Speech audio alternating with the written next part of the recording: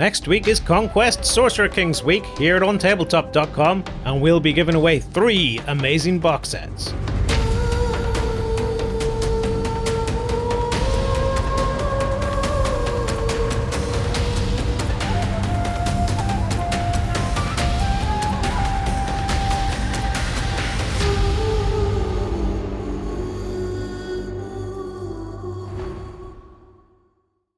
Hello everyone, it's Friday night and it is time for the Weekender once more. This week's show is packed full of sci-fi, along with a whole host of mighty edifices coming from Kromlech as well for Frostgrave.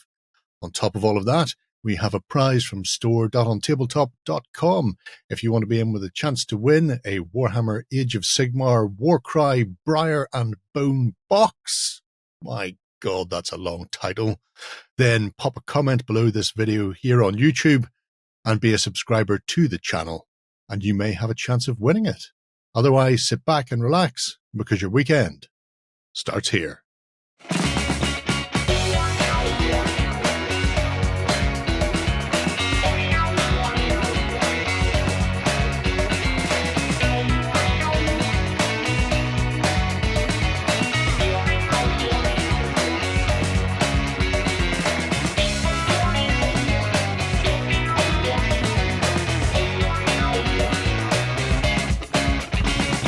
Hello everybody and welcome to the Weekender. I'm joined by John and Ben to take you through all the fun and games that we found in the world of hobby over the last 7 days. And it's going to be a fun time. I always have fun. All right. Before we kick into this week's show, we have a bit of an announcement for next week. For we are doing a themed week for the Sorcerer Kings by Parabellum for Conquest. I'm just going to call it Conquest these days.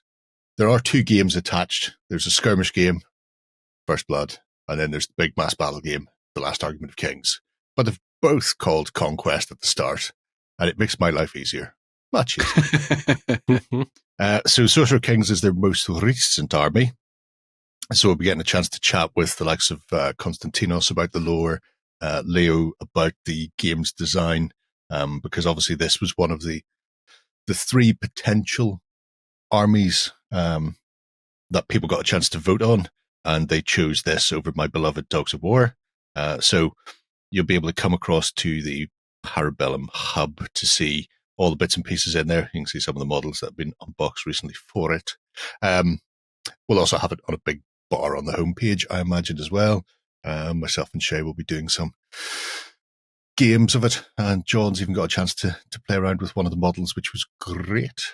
A lot of fun with that. Yes. I see what you did there, Gerry. Yeah. So if you fancy having a look at how the Sorcerer Kings pan out, then you can come and join us next week for a whole host of that, which will be cracking stuff. I intend on setting fire to the world. Mwah, mwah. We'll not talk about the elephant in the room. Anyway, on to the show proper, as is only right and proper. We start with the most important part, as always, which is our Indie of the Week. And this week, I've gone with Relic miniatures, particularly to annoy Ben, who thought I was looking at Relic Blade. I was getting very excited. Oh, yeah. Oh.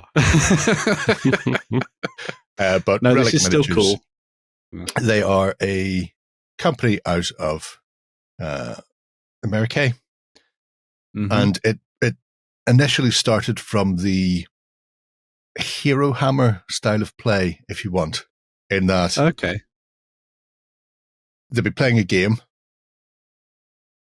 somebody would do something spectacular, hero, a commander, whatever, they'd be, be all that you can be bigger than the world, they'd kill everybody around them and would look identical to the front rank of the unit. They wouldn't look any more distinguishable or indistinguishable. So they had the idea of making slightly larger scaled heroes, so they stood out a bit on the battlefield. And then from there they went, well, we should probably do the miniatures that go with that. Right. And then went back that way. So they have what they call their true 28mm, which are the majority of the ranges. And then they have a selection of heroes in those that might be a bit bigger. These days, it's probably more true 28 and then heroic 28, i.e.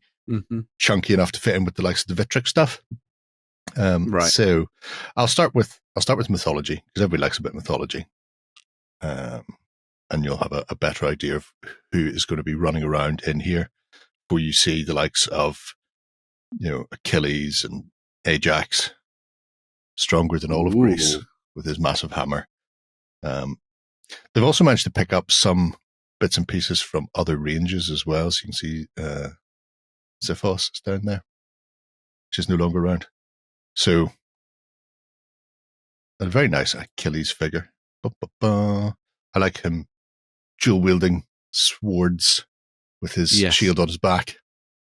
He's very Crocodile Games. I'm not sure who the sculptor is, but it's not as angular as Chris, Chris Fitzpatrick. But I still quite like the design. It has something of that look about it, definitely. Yeah, yeah, you can see him dancing, leaping, cavorting with his myrmidons as he runs up the beach. Jumping off a boat, yes. Yep. Go and hunt down the Hulk. Wait, no. Well, yeah. Yes, also that. And Ajax looking more correctly attired for the Trojan War period, shall we say? Yes. Mm-hmm. With his massive hammer.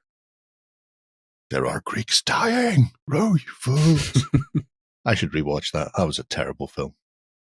You've got to have a bit of terrible in your life every now and again. That's true. Yeah. A whole host of Amazonians. Again, leaping, dancing, singing, cavorting down the beaches.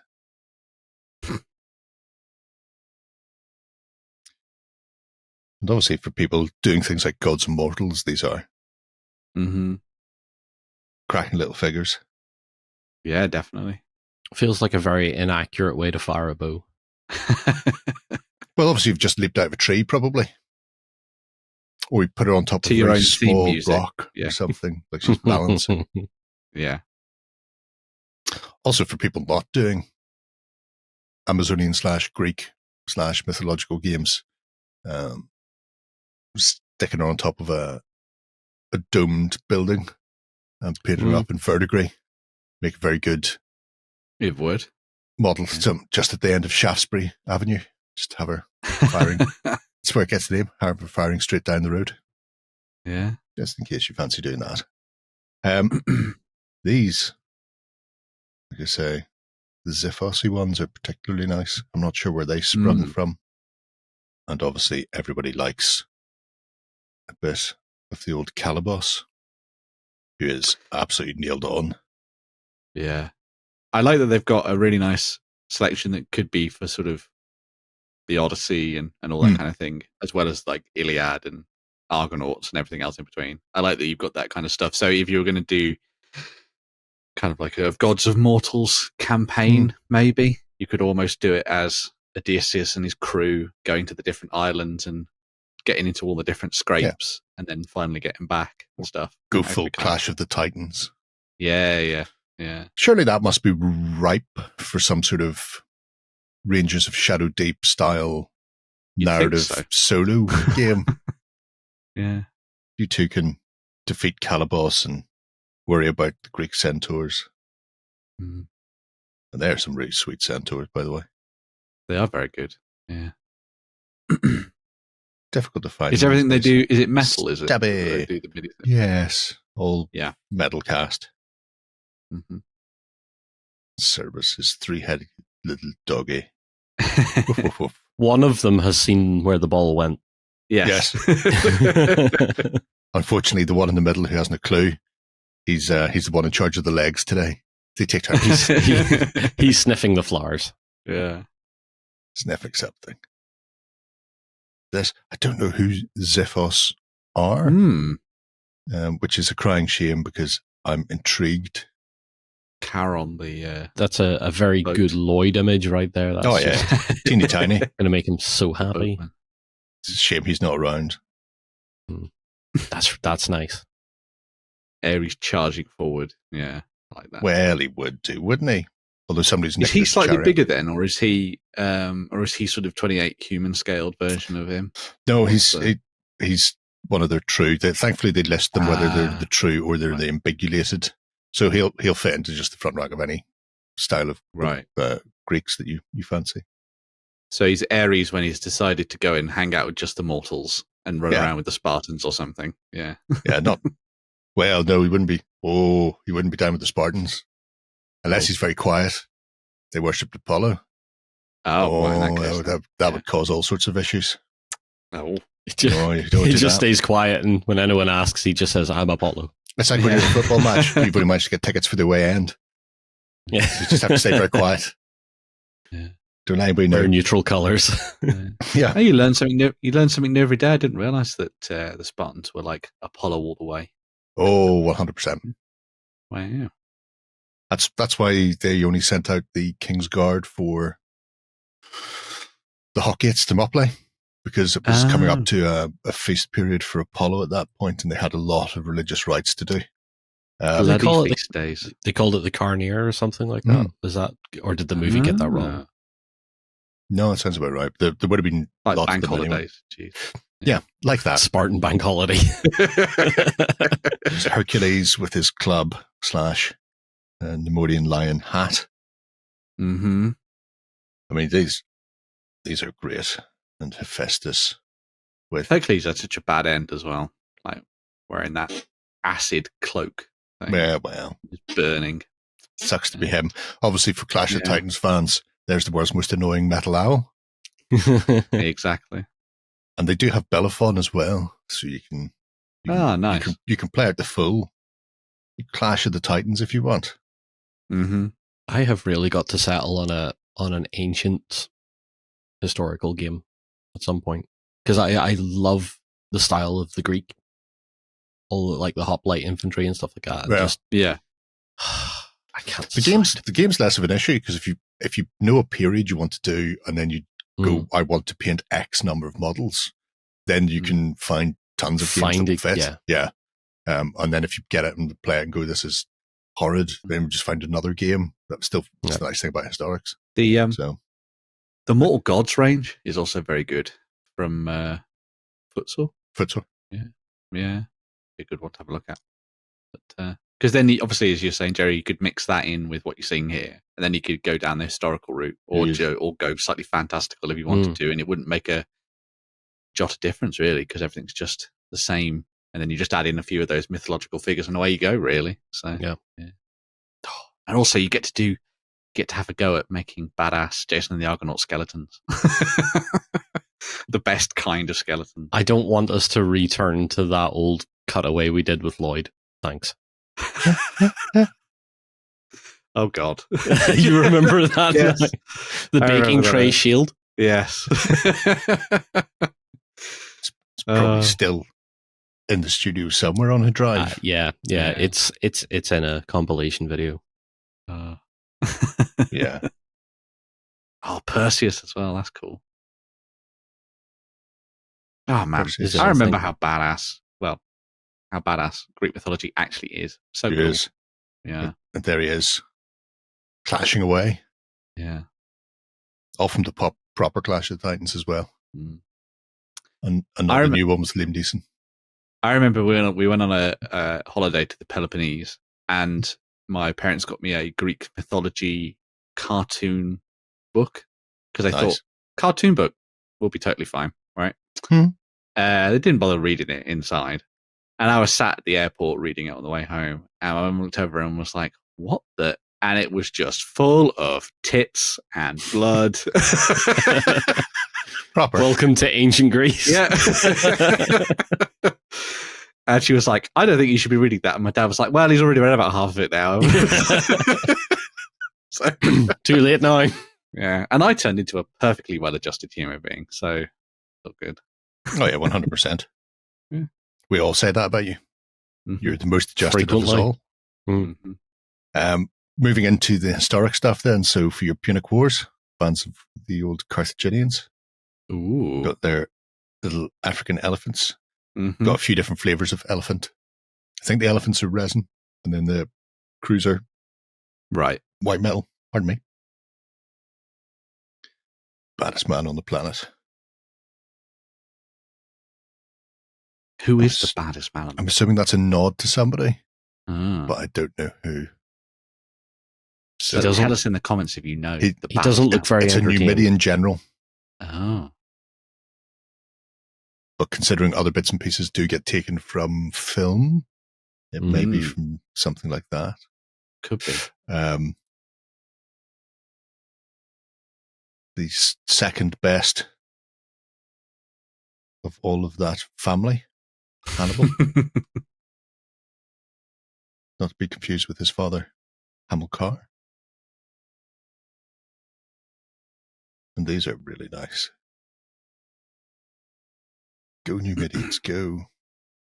Best light cavalry in the med. Be So all that you everyone can be, hired my them? friends. Yeah. I mean, if you just get all the mercenaries together at some point, Cretan archers and your Balearic slingers and your Numidian light cav, you just corner the market and all the light troops, Yeah. and then leave your opponent with nothing. Mm. Ping them to Very, death. very expensive payday, though. Oh, yeah. Well, if you're very lucky. You might As all long die, as you won't have to keep pay them. promising them that you'll pay them and then eventually put them in a battle where most of them die, you'll be fine. So That's key. Yeah. Really like the Libyans as well. I should really finish my Carthaginians. Well, just remember that Lloyd hasn't finished anything of his, so That's true. I'm ahead of the game on that one. So you're ahead. Yeah. Some additional bits and pieces like the Hellenistic officers and the politicians as well. Mm-hmm. And his they seem like veterans. they'd be quite a good fit for the stuff that comes out of Warlord as well. Talking of ranges that they could match up to. I think like the posing and the proportions seem like they're reasonably well matched in some cases. So, yeah. I would have got a lot of them lying around. Yeah. Not sure how big his hands are. If he's got huge hands, those are they massive ham? models. Massive. He's got hands like shovels, that guy. All those are 40mm models. The fingers of King Charles. Oh, Charlie Sausage Fingers. My favorite of all the kings. Have a quick look at the elephants. Just because I'm here. So yes. It is mad Africans. how much people get obsessed with elephants in in ancient war games. It's very much Build-A-Fant there. Yeah. I'm not saying anything because there's 4 up there, and I know I've got another couple in this room that are not built yet. It's just elephant mad. Yeah, Yeah. It's one of those things, mate, chap. Yeah. That's how we go, chap. I Why do would like you that not it's have elephants? Yeah. It's like the I do equivalent like- of dragons. Yeah, well, yeah, very true. I do like that it's modular, as you were saying though, John. So you can kind of build, like, you just have a whole bunch of base bodies and then put on the different heads that you want and stuff. So you can choose which way you go. Well, yeah, it's very important when you're looking to put together. I can't remember how many took over the Alps, 30 odd. But yeah, when you want a bit of variation, so not everybody And looks then- the same. They're not that expensive either. No. No, well, For a big chunk of $26, resin. So, yeah. and then sticking a howdah on top. Although, obviously, if you go for the African, you can probably get away with not having a howdah if you want to save some money. Just make them just cling to the back. Cling. That people vignette cling. that you were showing as well is very, very well detailed. I really like that. Yeah. The work on the faces and stuff is superb. It's lovely. Yeah. Oh, they do some gorgeous stuff. Mahouts. The most important part of an elephant, the mahout with the spike for when it starts rampaging towards your own troop. Mm-hmm. You need to be able to put them down quickly. I've played Rome Total War. I know how to defeat elephants. Shoot them with fire arrows until they panic, and then they run into their own Just troops. grease up your pigs. Send your greased pigs in on fire. Off you go. Look at the Republican Romans, I think. As you can see, there's a few different in and around the Med, but covers a lot of the Punic War. There's some Cretan archers. Armored ones. They can't run away very quickly. Cretans.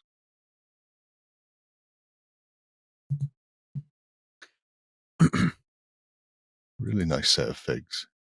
I think that man. focuses a little bit more on some of the newer ones that they've done, isn't it? Because I think Yeah. they show off. They do quite a lot of their work in progress stuff over on Facebook and things, and they'll show off the stages of how they're bringing stuff to life. I think they did like it was a couple of years ago now. They did like a really in-depth look at I think it was some of the Romans they've been working on, and they like talked about all the details of like how they did how they chose the arms and the armor and the clothing that they wore and what it was based on, artwork and reference wise, all that kind of stuff.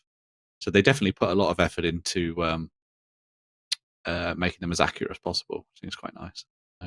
Well, I think that's key. When there are so many companies out there doing historics, you can't really afford to skip on the research, because if you've only got two things that will set you apart, quality and accuracy. Yep. I suppose technically price as well, in which case maybe people will go, I'm not particularly worried because I can field 15 units of these for the price of X. Look, nobles, we're all glad you're dead. Socketed head. That is something, not all of them are one piece. They will say if they use the socketed head, which is just a ball socket, so you can mix and match, and some of the heads are available separately as well.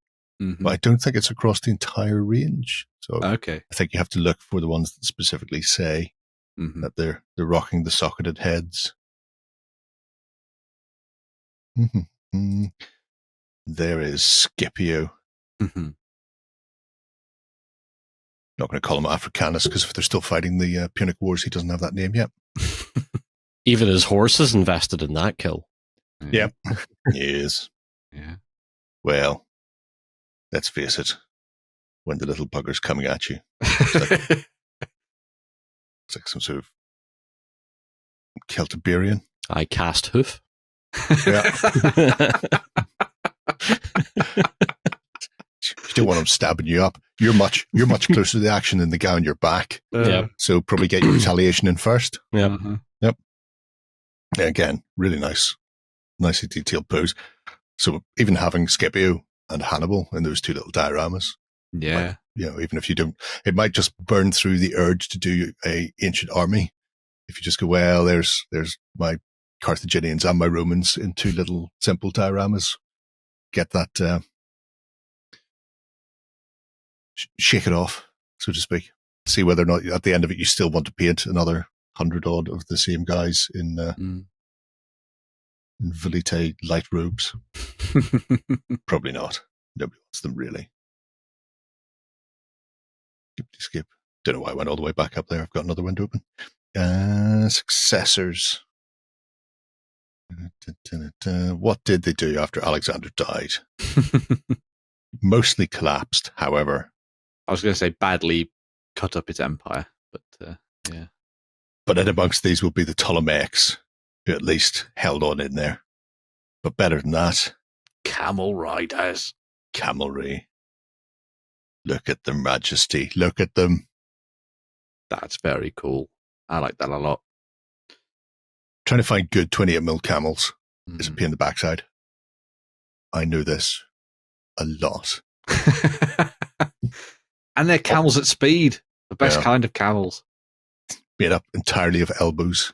It's like each leg contains 15 elbows. They just go everywhere.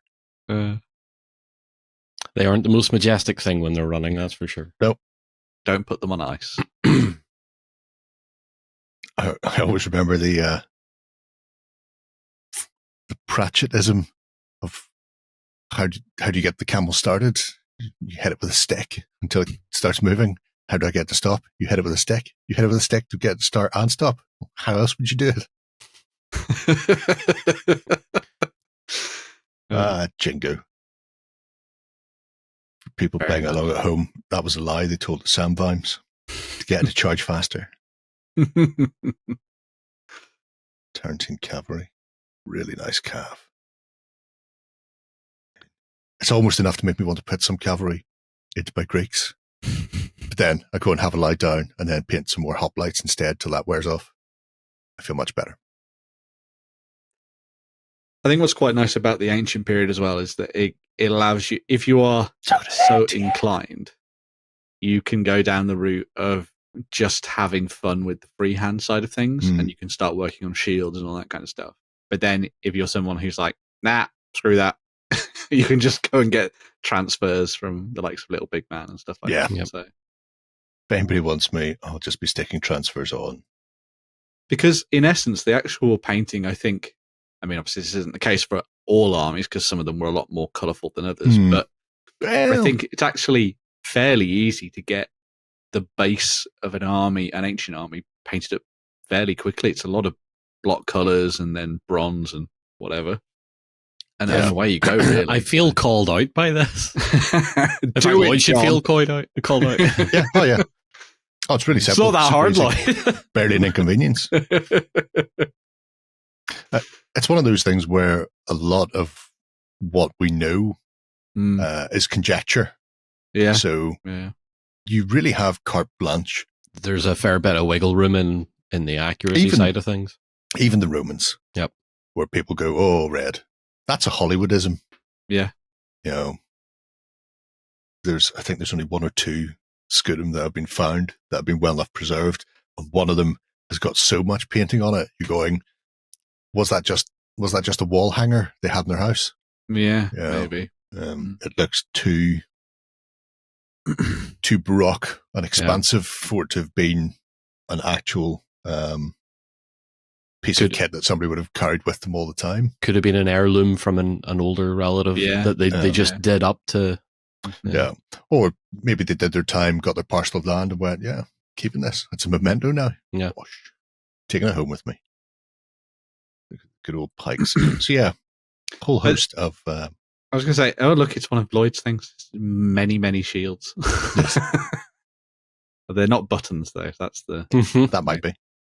But you mentioned sort of Hollywoodisms. I think that's a legitimate way for you to go if you're looking at painting historical stuff, especially in this period. Like we talked about Troy earlier, not, the greatest film, but if you use that as a reference to, paint your Myrmidons and your Greeks and your Trojans, you've got some pretty easy, fun schemes to paint up, and it will be identifiable as what you're trying to portray, really. It would just then come into doing a little bit more detail work on maybe characters and things like that to make them pop and things. But yeah. Oh, just thought we'd finish off with the transfers since you mentioned them. There we go. Because they do have their own range. Very nice. Because obviously these are in the States. Look, Tanit. Everybody's favourite Carthaginian goddess. I always want to know what the symbolism of a lot of them is, or did someone pick it and then get someone to paint it on their shield, or is it like, now you get this one with the two heads on it? Oh, I wanted the bearded guy and the horse. Who knows? Who knows? Yeah, well, as far as that one goes, I know the symbol for that is Tanit, their goddess of Carthage. The rest, It's like was it really just individuals that had too much time in their hands, or were they told, when you march into battle, you should have your own heraldry kind of thing going on? Yeah. Again, that one's a lot of conjecture. Obviously, for the likes of the Spartans, people always default to the big lambda. Mm-hmm. Yeah. However, earlier period, we do know the Spartans had their own heraldry as well, because one guy had a life-sized fly painted on the middle of his shield. I've heard that one, yeah. Okay. So it was heraldry. It was a case of, that would have been between the Trojan Wars and then the later Spartans, because they're not the same people. It's two different people settled in the area. Both took the same name. And he got told off for having a piece of heraldry that nobody would be able to identify on the battlefield. And so he went, you'd be like a coward. Nobody will know it's you fighting. And his response was something to the effect of, when I'm up close with them, that fly is going to look like it's the size of a lion because it'll be crammed in their faces. Fair enough, lad. Fair enough.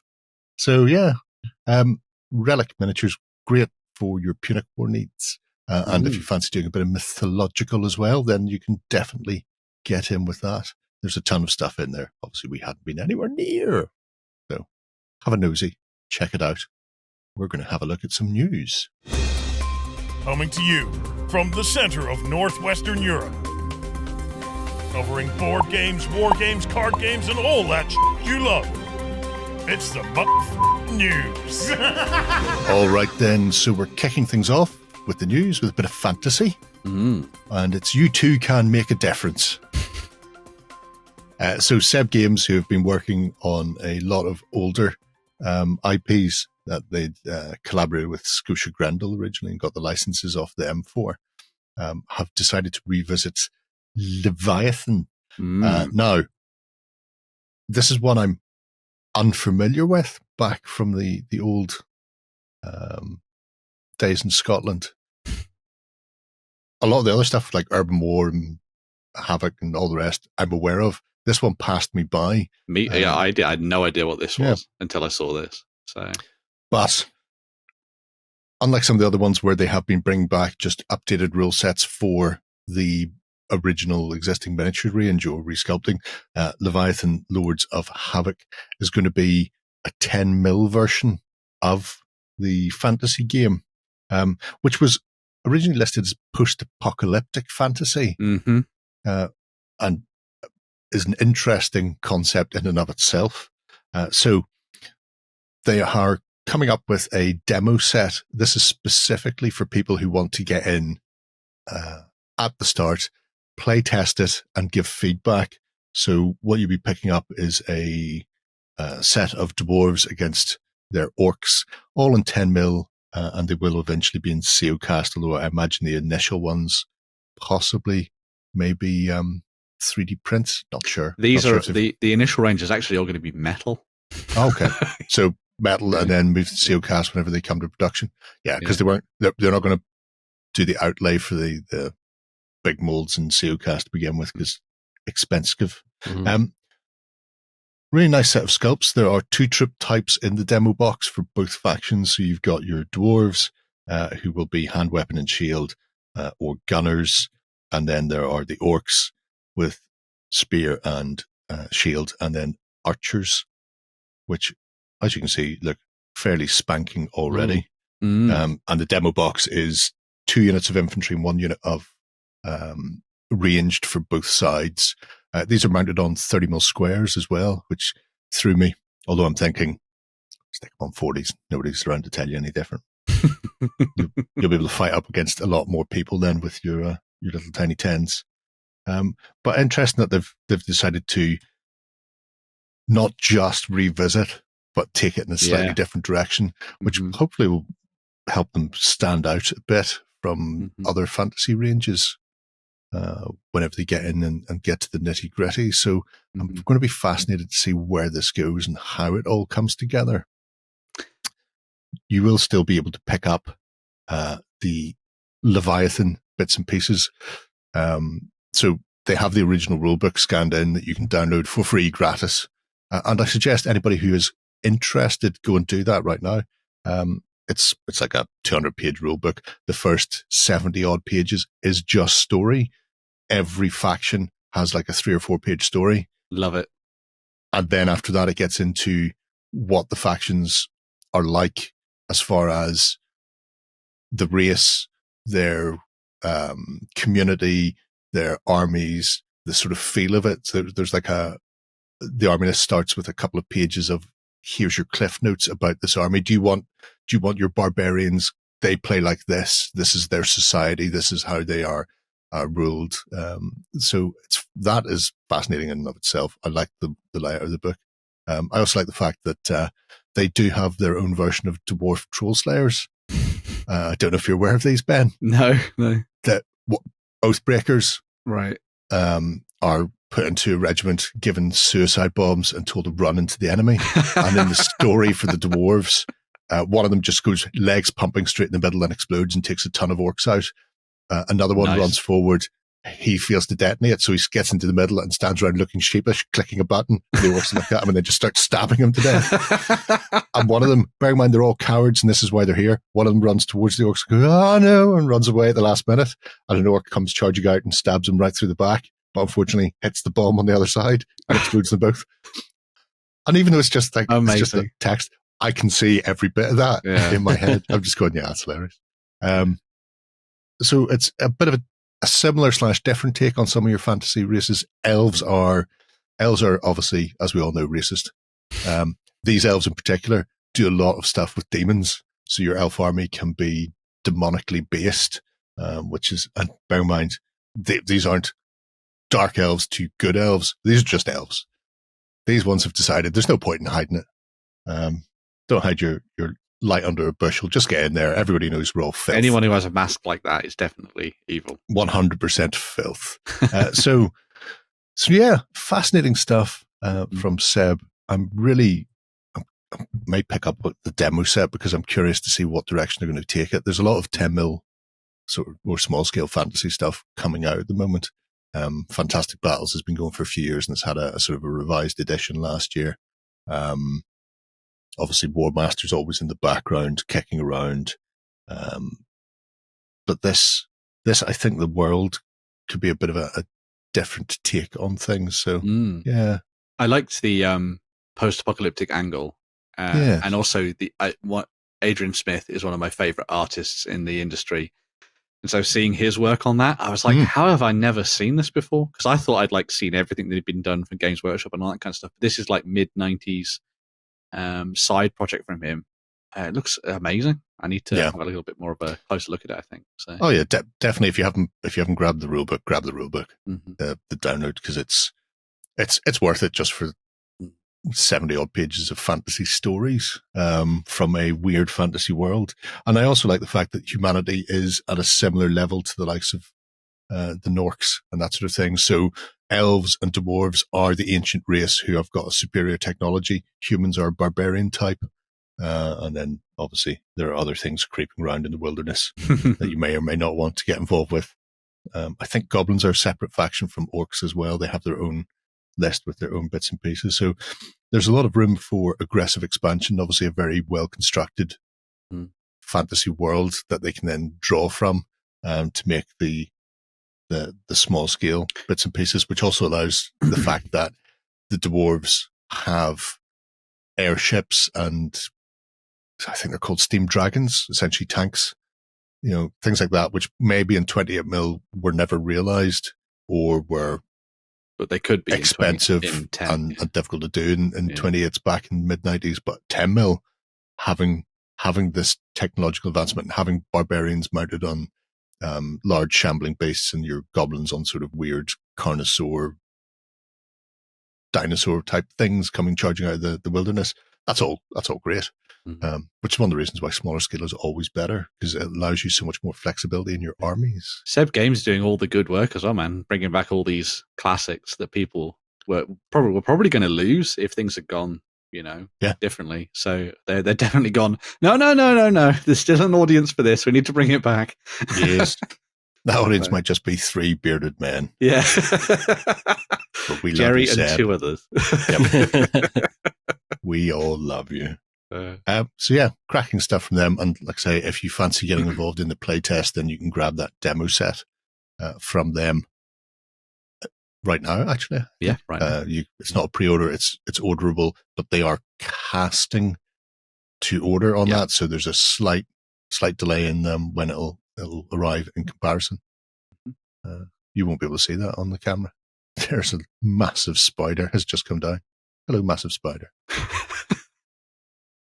Oh, broken him. I was going to lift him up to the camera for you all. Anyway, what's up next? And then? Justin refused to edit this episode.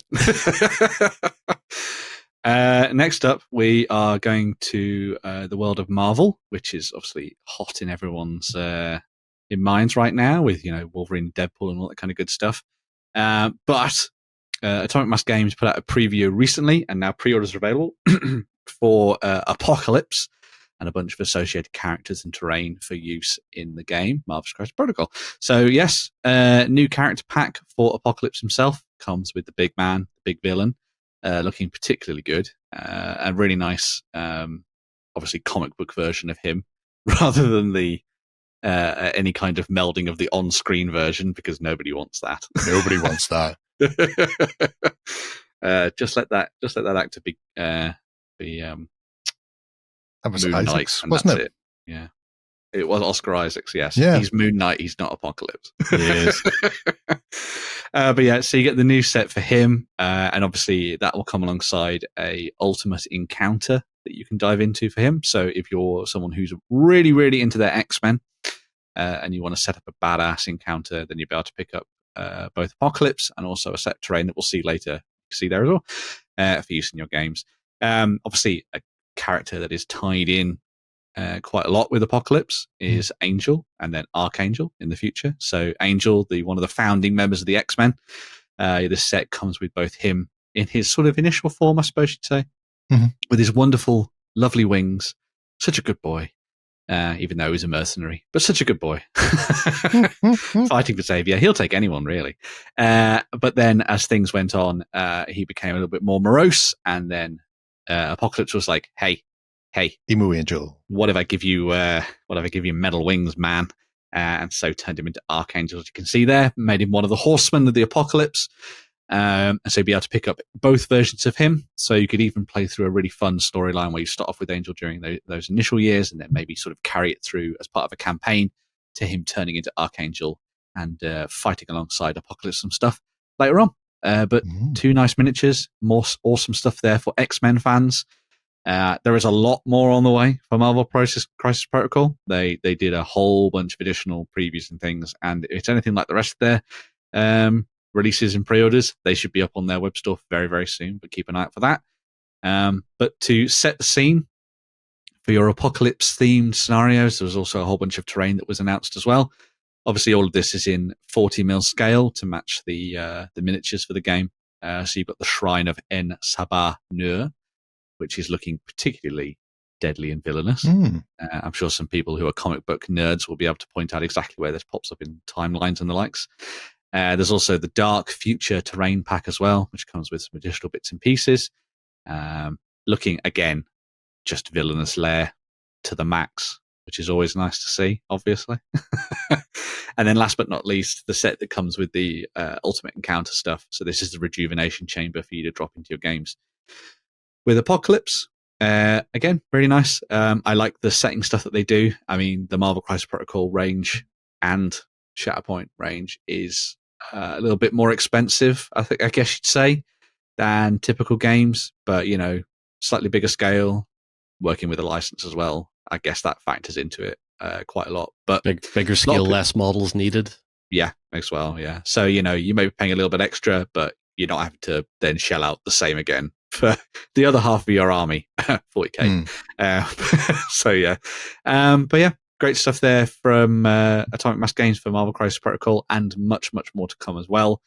I will say, I was talking with some friends recently, and they were like, "Oh, this Star Wars Shatterpoint looks really cool," and I was like, "Yeah, Star Wars Shatterpoint, but Marvel Crisis Protocol," and I went, "X-Men," and they were like, "Oh, that could be kind of cool." So they just need to make it a little easier to get into picking up individual factions. I think like they've redone stuff like the Asgardian affiliation and stuff like that, and the Avengers again recently. I'd like them to come back and do that again for things like the X-Men, because they had their initial release with like a good set of boxes, but they're all now spread out across multiple sets now. Are they? Oh, I hadn't realized that. So you've got like Wolverine and Sabretooth in one and all that kind of thing. So it's a little bit harder to get your hands on all the different miniatures. Yeah. Don't correct me if I'm wrong. Maybe they've slipped one under the radar and I've missed it. But it's easy to get your oar in, with some of the characters, but not all of them. But we shall see. I'm sure they'll revisit it at some point, especially when the X-Men come back into the MCU. I'd imagine. I think we'll probably get another box set in the near future that will be sort of riding that wave, I would guess. And Fantastic Four maybe as well. Ooh, that could be fun. Fat Four Stick. Fan Four Stick, yes, the best of the movies. They should just do those. Can't wait to see that. I still have to see Wolverine versus Skull Pipple. It's really good. If you're a Marvel fan, you'll enjoy it. So yeah, I've heard unlike everything post Endgame, I've heard it's actually good. Yes, it is. Yeah. Oh God, all the Deadpools have been good. They have been. They're the only Marvel movies I give a crap about since Iron Man 3. Wow. Weirdly, this is the first Marvel Deadpool movie.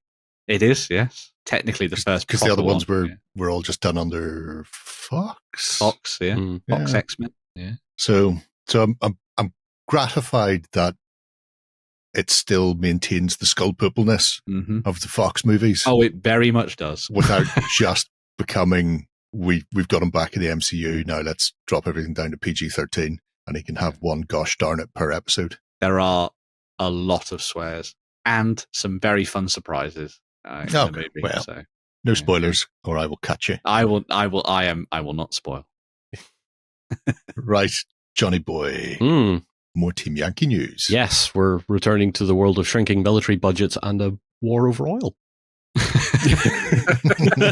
just to sum that up really quick. There you go. Yeah, there you go. Right, moving on.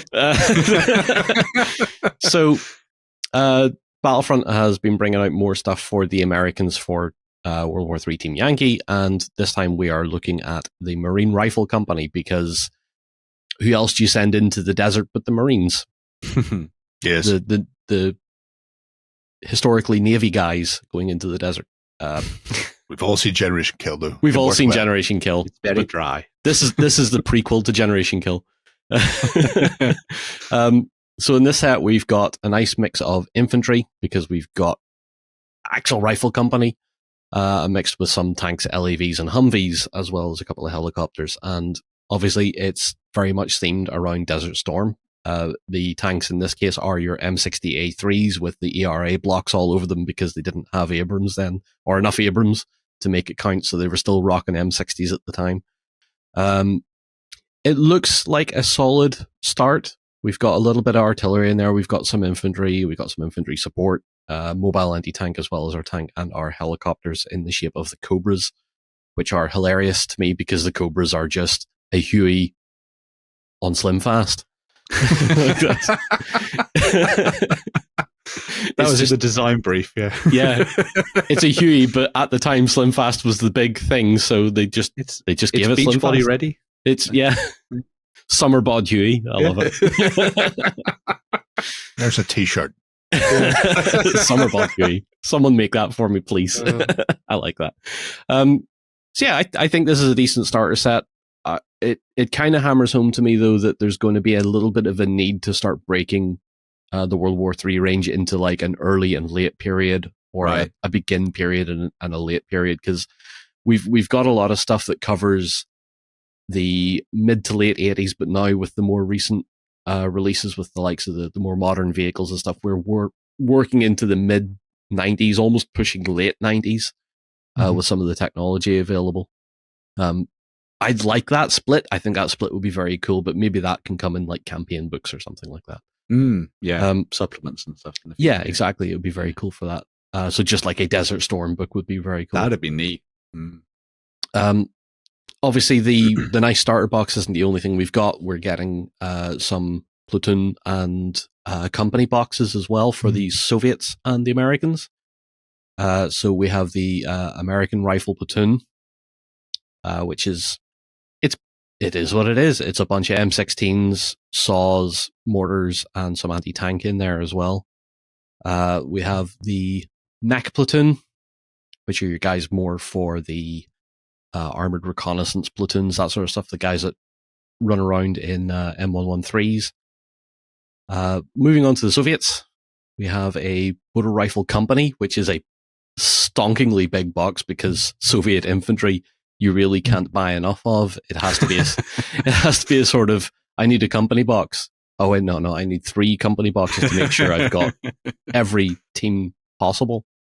And we also get the Soviet motor rifle platoon as well, which is just half the company, pretty much. Maybe actually smaller than a half. Plenty of anti-air and anti-tank in there, though. Yeah. Tons of all sorts of little weird, happy, explodey things, which I'm not going through all the names of. That's new plastics. Yeah. Because we looked at the sprues for the Marines a couple of weeks ago, and I'm pretty sure the Soviets are plastic as well. Yeah, all of these are plastic kits, I think. Yeah. That doesn't look like a plastic set. Those look like metal. Those look like metal / Seocast. Yeah. So I thought all of them were plastics. I'm wondering if they've just... They're probably Seocast. Because in which case it would still technically be plastic, just not polystyrene. I know based. A lot of their plastic infantry is sort of more the Seocast kind of stuff anyway. No, it's plastic. It's plastic sprues. Is it plastic? Plastic? Yeah. Those are plastic sprues, and the Soviets are plastic sprues because we looked at the sprues. So I don't know whether those are going to be sprue based or whether they've just gone. We already have the miniatures we painted up for Team Yankee years ago when they were metal. We'll just use those for the box art. I think that seems that for the box wrong art because it is actually plastic sprue. So or they've just badly painted them. I also had to learn something today before looking at the Marine Platoon box. There to look like they don't look like faces. No, but even because then that gun also has a bend in it. They all look like they're old metal / Seocast. I reckon they just used old photography then, maybe. Yeah. Sorry, John. You were. Yes, I finally learned today what Humvee stands for and when the Humvee came out, because I didn't know either of those things. Mobility vehicle. The high mobility multi-purpose wheeled vehicle. See why they went with Humvee. Yeah, the useless box on wheels. Came out in 1984. Wow. It's 2 years older than me. And it's so young. It's as ugly then as I am now. Shocking stuff. Right. Ben, tell us all about Warmachine and what's happening with them. So another faction has been revamped and is up for pre-order from Steamforged Games for Warmachine and the new edition of the game. Cryx is now back in the running and looking to spread their necromantic power throughout the world of Immoren and the Iron Kingdoms in general. So this is the Cryx Necrofactorium, which is the new take on them. And they've got a couple of new sets for you to choose from to start diving into, which are looking very, very nice indeed. Once again, these are the slightly reworked sets. So they've been rejigged in terms of the contents based on what Privateer Press were doing sort of last year with the release of the edition and the new boxes for Cader and Sigmar, in so much as that they've done it so that separate boxes will come with a good variety of miniatures that don't double up on stuff. So you'll be able to bolt things together to create larger forces later on down the line. The first of these is the Necrofactorium Command Starter, which is the one you're seeing here, which comes with the Warcaster, which is Wraithbinder Nakane. So she's a rather nasty individual, able to sort of spend her own sort of blood and health effectively to boost spells and rolls and things to do damage to the opponents. She comes alongside the Hades Warjack that you see at the back, which is looking particularly Cryx, especially with all the green flame everywhere. Yep. You're not wanting for what contrast paint to paint this one with, that's for sure. You also get the Solo, which is the Master Necrotech Chatterbane, which is that fellow to the left, who's looking an awful lot like a particular Necron character. Yeah, a little bit. Yeah. I'm glad I'm not the only one getting that vibe. Yeah. But equally cool as well, with plenty of whirring gears and everything, clambering over the wreckage of a fallen Cador Jack, which you can see there. And then she is backed up, and they are backed up, with the Furies that you see at the back as well, which are their sort of ghostly individuals for you to drop into your games. So that gives you a 30-point option for diving into playing Warmachine with Cryx. But if you want to get a 20-point version, or indeed you want to add 20 points on to take it up to 50, then you can also get the Cryx Necrofactorium Battle Group box, which comes with a character that we've seen previously in some of the early previews. So this is Deceptor Iviscarus. Sure. That's a name. Who is backed up by the Malefactor Warjack that you see at the back, and obviously the Raptors, which are a iconic part of the Cryx range very back much in the so. day. As you might have guessed from the look of Iviscarus, he is an individual who goes around the battlefield scrounging parts from Warjacks and things that he's destroyed, which can then be used and cannibalized to rebuild your own mechs as well. The Raptors do the same thing alongside the Malefactor too. So you've got kind of a really nice kind of regenerative thing in there, which goes along with the idea of it being necromantic and stuff as well. And as I say, great little bolt-on to what already exists with the Commander Starter. So you can have 50 points if you wanted to bundle all of these together, and gives you everything you need to start getting stuck in with Cryx. All the rules and stuff online as well as part of part of the Warmachine app that has been taken over and revamped by Steamforged as well. So plenty of options there on that front. You can obviously go and check those out yourself and see whether or not you like the look of Cryx and their abilities and things, and then maybe dive in, or just wait until another faction comes up. Has anybody ever mentioned the fact that these just look like evil versions of the Mousers from Teenage Mutant Ninja Turtles? Yes, they're like next level Mousers, aren't they? Which makes him Baxter Stockwell. Is that the name of the scientist who created them? I think so. Yeah, became a fly. Yeah. Anyway, wow. So that's what Cryx is. There you go. Which means one of the factions must contain Teenage Mutant Ninja Turtles. Well, that's the Trollbloods. Of course. I painted mine as the Teenage Mutant Ninja Turtles, so yeah. There you go. I'd play that. I would play the shit out of that game. Yeah. But yeah, so you've got those two new options for Cryx, which are looking very, very nice indeed. They are then backed up by a couple of additional releases that came out, I guess it's Gen Con at the moment as well, so some big stuff happening over there for Steamforged. So you've got a new leader for the Khador Winter Corps in the form of Kapitan Yana Kozovisky, who is looking exceptionally cool on the back of a battle bear, because what do you need to... So go on, John. So, yeah, did someone remember my old original joke of the who doesn't love Romans on bears? And they've just went Khador on bears. Exactly. Yes. Wow. I should have copyrighted that back in the day. You should have done. Yeah. You should have put it in an email and sent it to yourself. Yeah. Yep. But Yana there is charging into battle on the back of her war bear. Easy way to take down warjacks with a big, huge mountain of muscle. She's able to inspire her rest of her Khador Winter Corps by the enemies that she takes out as well. So the more damage she does, the more she inspires those around her on the tabletop. As a bit of a Khador fan yourself, John, what do you think of Yana? I like Yana. I like the fact that she's decided to. She could have rode a warjack into battle, but clearly a bear was definitely the safer choice for her. Less said about bears, the better at the minute. Yeah. I like it. Have we got more images of it, or is that the only one? No, just that one. I'd like to see the other side. Yeah. See the twist of the bear, I think. Because I've always enjoyed what Khador had for like their warcasters and their leaders and stuff. Like they always had this real proper presence about them. Sorsha, every version of Sorsha was brilliant looking. Like she always had this very strong presence on the field. So all the leaders did for Khador, because they were backed up by like some of the meanest warjacks in the game. So yeah, I like the fact that she doesn't look overly sci-fi.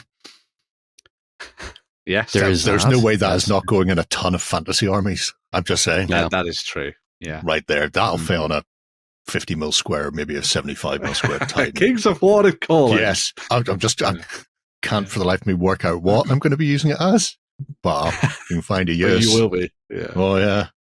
Get in there, son. So sticking with Khador, but not quite, I guess, because he feels awfully betrayed. We have Ursus the Betrayed, who has stepped out of his role as a warrior for Khador and is now taking on the fight for alongside the Orgoth Sea Raiders. So you'll be able to drop him into that force as he goes around just spoiling the countryside and everything with it, with that terribly fell axe of his.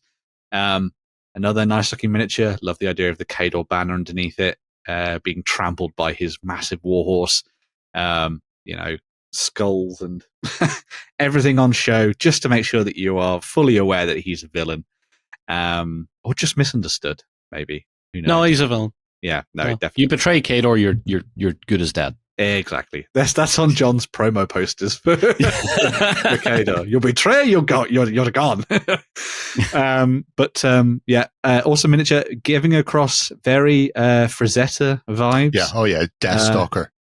Deathstalker to the max. It seems like every company's trying to do one of those at the moment. Games Workshop with the Cities of Sigmar, and obviously the Nurgle Knight as well. Yes. But, very cool indeed. So a couple of new miniatures for you to choose from for sort of like Khador and also the Orgoth Sea Raiders, and then also, of course, all of the Cryx stuff as well. It should be pointed out, everything is still done in the 3D printed resin currently at the moment for these ranges. So that's the kind of stuff that you're going to be getting. Obviously, I mean, we've seen some of the stuff that they produced early on during the release of the new edition. It was pretty nice quality stuff. So, this is going to be along that same line. But just be aware that's the material they're going to be going with. Obviously, as things continue, I assume Steamforge are going to be trying to push a lot more of the plastic stuff. There's that plastic start set coming on the horizon, so watch out for that. But hopefully we'll see more of it in the future with these different armies as well. So yes, very nice stuff there on the Warmachine front. Very cool. Fancy smancy. Right. Fantasy then. And specifically Kromlech. They've shown off a rake of bits coming for Frostgrave. 7 new big honking scenery kits, which are going to be coming in the not too distant future. Interesting thing is the expansiveness of the terrain, shall we say. They've done a lot in the past, from the very, very small to the quite spectacularly big. I mean, some of the towers we built up have been majestic. Nowhere near as majestic as some of the stuff that's coming. And I say that having built and painted some of them. I went, oh, these are huge. No, there's absolute monsters coming. Now, it's immense. Joe is always working on stuff. Yeah. So it's entirely possible that these are for an upcoming book, because they do 2 flavors at Kromlech. They do specific buildings or scenery that you require for specific scenarios. You don't need to use them, but they are the official, if you need to do the silent bell tower, then there is a bell tower for said thing. This one, the Great Tower of Knowledge, is absolutely honking. So 5 levels of fun mounted on top of what looks to be some sort of basalt columns in a Giant's Causeway style, and you can see just how absolutely huge it is. Because, I mean, they're scuttling across the columns. And this, I think they're now moving beyond the here's sci-fi looking stuff for Feldstadt into it was once a magnificently huge city ruled by wizards and magic with golems constructing everything. So everything would be enormous and big and huge and honking and spectacular. And this really gets it across. This Great Tower of Knowledge is absolutely ridiculous. To give you an idea of like that, you can buy that set when it comes up, but they're also going to do it as 3 separate sets as well. So if you want to buy each stage individually and play through it, you can do that, which I thought was quite nice. But it also means there is room for aggressive expansion. If you want your Great Tower of Knowledge to be the Tower of Art, then greater and Tower. Yes. Just do it all. Obviously, they all left off so you can play in amongst them. But I remember playing a game at, I think, Historicon, where somebody had set up like a stand where each level of a tower was set up like a spiral staircase. Ah, that's cool. Hanging off like a central retort stand. So go to your local school, get your hands on a big retort stand and clamps, and then just offset, so you're not playing on the ground, as you can actually progress through the towers. We should do that. That'd be a good idea. It was so much fun. Anyway, that's not the only thing they've got coming. There is, alongside that, things like let me get that back a bit, Ancient Temple Ruins.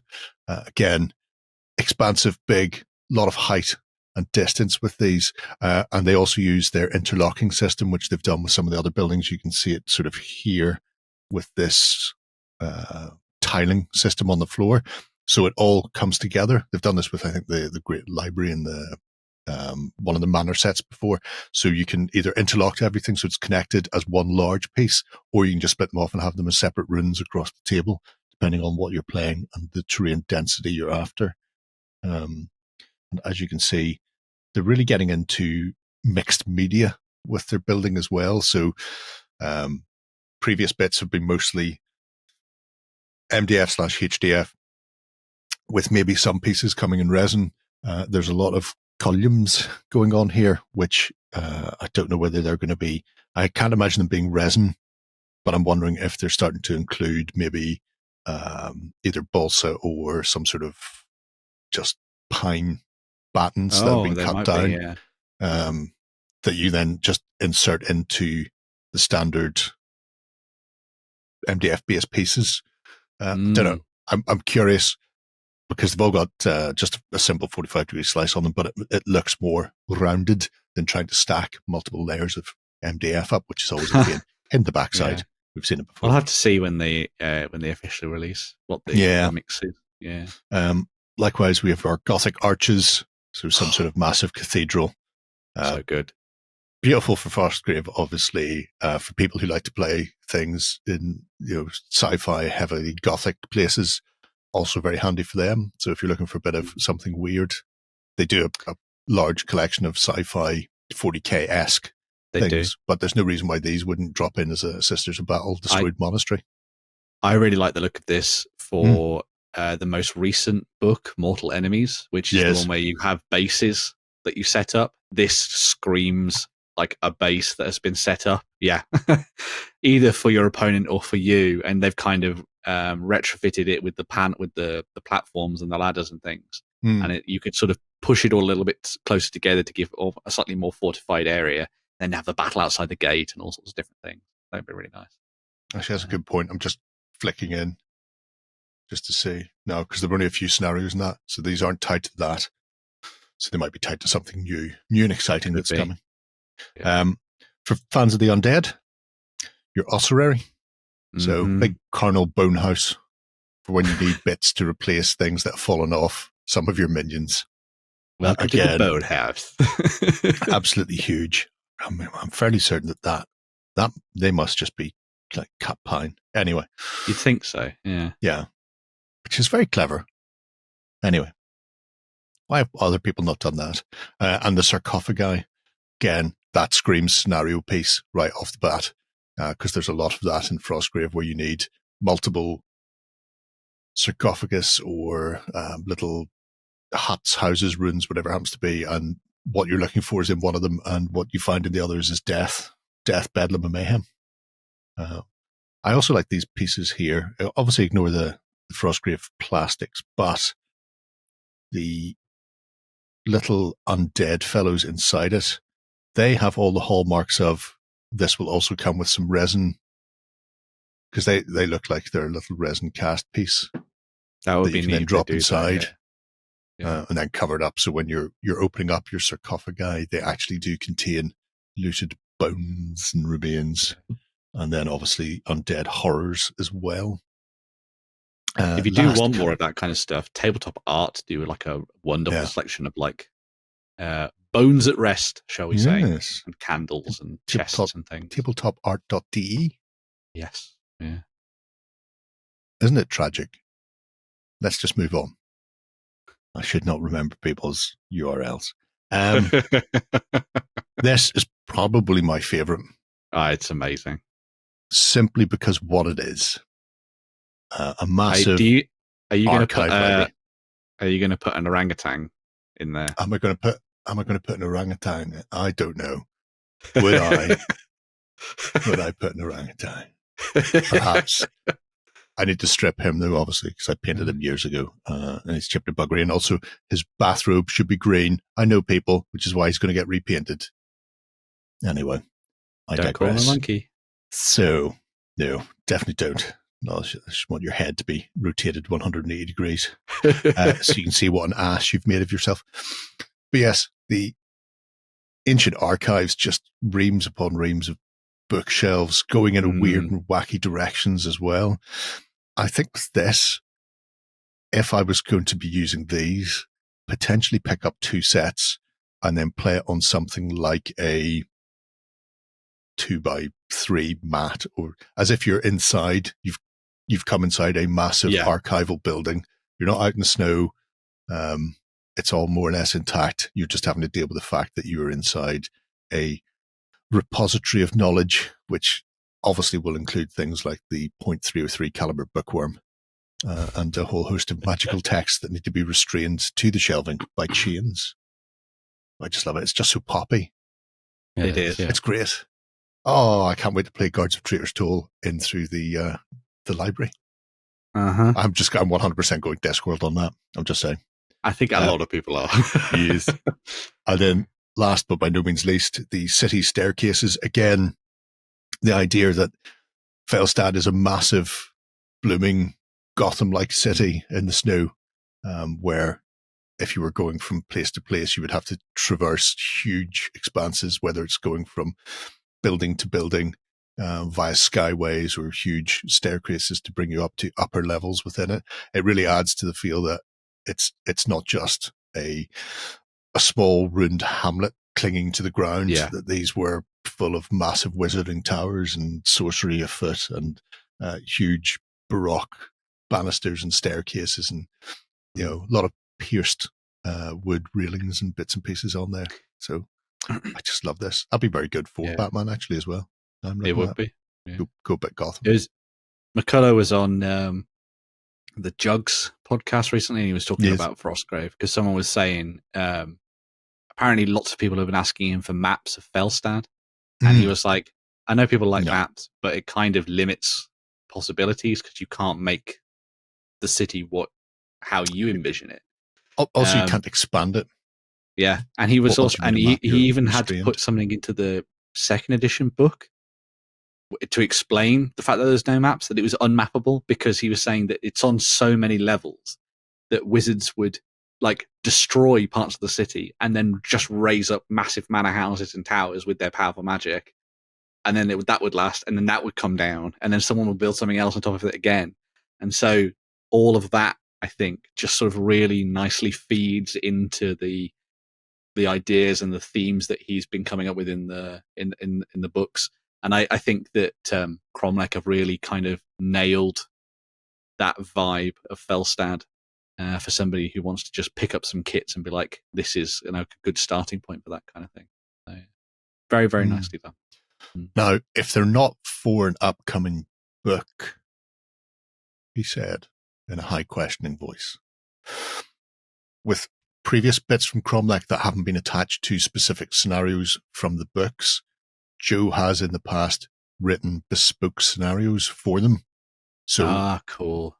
So anything from the Kromlech Frostgrave range, it will either be for something from the book or will have a scenario attached to it. So if you really just like a scenario or a scenery piece, you can get it and go, oh, free scenario with it, which is always nice. So it could go either way. These could be, Joe's always writing, let's face it. And I don't know if there's a new Frostgrave book in the works. I think Mortal Enemies was the last one for the Mortal Enemies was the last. Yeah. So, and they don't fit into anything in there because I had a wee look at the scenarios. So they're either part and parcel of something that's upcoming, or hopefully they'll have some attached. I imagine that massive tower and the archives, there's no way you've got to think you so. Couldn't write a scenario / shouldn't. I mean, definitely get in there. But yeah, cracking stuff from the guys over at Kromlech. Looking forward to see where that goes and get my hands on some of those in the future as well. Obviously, if they painted them up in my red color scheme, it would look better for Frostgrave. Just saying. It's on the front cover of all the books. They're all red sandstone stuff. They stand out against the white and blue so much better than grey. Grey's very dull. Come on, wizards, be better. You're wizards. Anyway, bit of GW news then, Benjamin, to finish it off. Yeah, so John, I think you're going to take us through some of the awesome new Blood Angel stuff. John's doing this. Someone didn't read the running order. No, I'm too busy thinking about Frostgrave.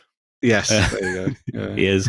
So yeah, we're returning to the moody vampire artists because that's what the Blood Angels are, and you can't tell me otherwise. So to be fair, I may rag on that a little bit, but they were the first faction I ever did for Space Marines way back in 2004. Nice. I think was my first army. I think it was still 4th edition at the time. Because every edition after that just went whoop. So we've got the new army set. We have a Brutalis Dreadnought in there. We've got some jump pack guys and some not jump pack guys, and they're all done in Death Company because Death Company are pretty damn cool. I miss the old school version of you had to roll a dice and you randomly lost certain guys out of your squad to become Death Company. They're more just a choice now. I understand why they've done it. At the same time, I miss the old ways because I'm getting old and I miss the old ways. I'd also be moderately afraid if I was the chapter master of the Blood Angels currently, considering just how many apparently have succumbed to the Red Thirst. There won't be any Blood Angels in another couple of weeks. After being told that crossing the Rubicon and becoming Primaris would basically limit it to near zero, and here we have an entire box set of them. It's your typical GW fare for a new release, like a launch box kind of set. We've got some nice art. We've got an exclusive cover for the codex that comes in the box. We've got a new transfer sheet, which Blood Angel players have been screaming for quite a while. I like the box art because it's very influenced from the show they did on Warhammer Plus, Angels of Death. Oh yeah. That black and white with the red accent. I've not thought about that, but that's yeah. My first thought was Schindler's List, but I thought I shouldn't really target that out because clearly Angels of Death stole it from that. So regular units and stuff aside, we've got some stat cards and stuff in there. The main draw of the box is our two characters who have both got a nice glow up. So we have the return of Lamartis, the chaplain for the Death Company. And what I love about this, I know some people have been saying they don't like the pose and they don't like this, that, and the other. What I love is he's still a firstborn Marine, but he's got a little bit of the new tech in his jump pack put onto the back of the armor. Yeah. I was going to say, because the other Death Company, they're not Primaris yet, are they? They're all firstborn. Those models in the box are all Primaris. Oh, they're all Primaris. Oh, okay. Yeah. They're based off the Assault Intercessors. Yeah, based off the Assault Intercessors. But Lamartis as a character staying firstborn is perfect because I don't think you could really strap this rage-fueled guy down long enough to make him a Primaris anyway, and he wouldn't understand what's going on. Like, it's for the best. It's the best decision we can make for you, Lamartis. I don't care, Horus, go away. So he's looking pretty damn cool with his not tactical rock, but tactical step. It's actually a really nice little scenic base. I think they've done. It is actually. Yeah. I like that they went, let's not do the tactical rock for this guy because he may be a jump guy, but he's probably just running at you anyway because he's forgot how to use the jump pack in his rage. I also like that everyone has decided that he's into some kinky stuff with his face mask. It's not a loud hailer. It's definitely it's a ball the gag other thing. Yeah. We all know. So you cringe at my Schindler's List joke and then you go and talk about that. I get you. Yeah. Little I see column A, little column B. Yeah. Just zoom in right on it. Yeah. In fairness, I do think he looks very good. I know his last edition model was quite a while ago, so it was. Yeah. I think a lot of people, as you say, like a lot of people have complained about the pose. I think that's one of the best poses for a dude who's about to charge into battle. Yeah, we've seen for a long time, and they've not gone with the he's going to leap off a rock because he's got a jump pack thing. He's actually just about to just zoom forward. He actually looks posed in an aggressive manner rather than they're over there and while I'm balancing on this little rock kind of thing, like that typical pointing with gun up or pointing with gun and fist up. Like I'm glad that's not part of it. Yeah. They definitely kept the original McVeigh version. Chaplain Smarties was Mike McVeigh's first model, if I remember correctly. Oh God! And his mace was just a banner pole that had bits added to it. Oh, yeah. Anybody who wants to go and Google Lamartis and see exactly where he came from. He's come a long way, shall we say? Yep. But he's not alone. He's not alone. We have the return of Astaroth the Grim as well. And Astaroth to me never felt, I don't know why, he never felt like a standard Blood Angel. I always felt he should have been stood next to Gabriel Seth as a Flesh Terror. Yes. Yeah. Mm-hmm. Weirdly, I bought him to use him as a Flesh Terror.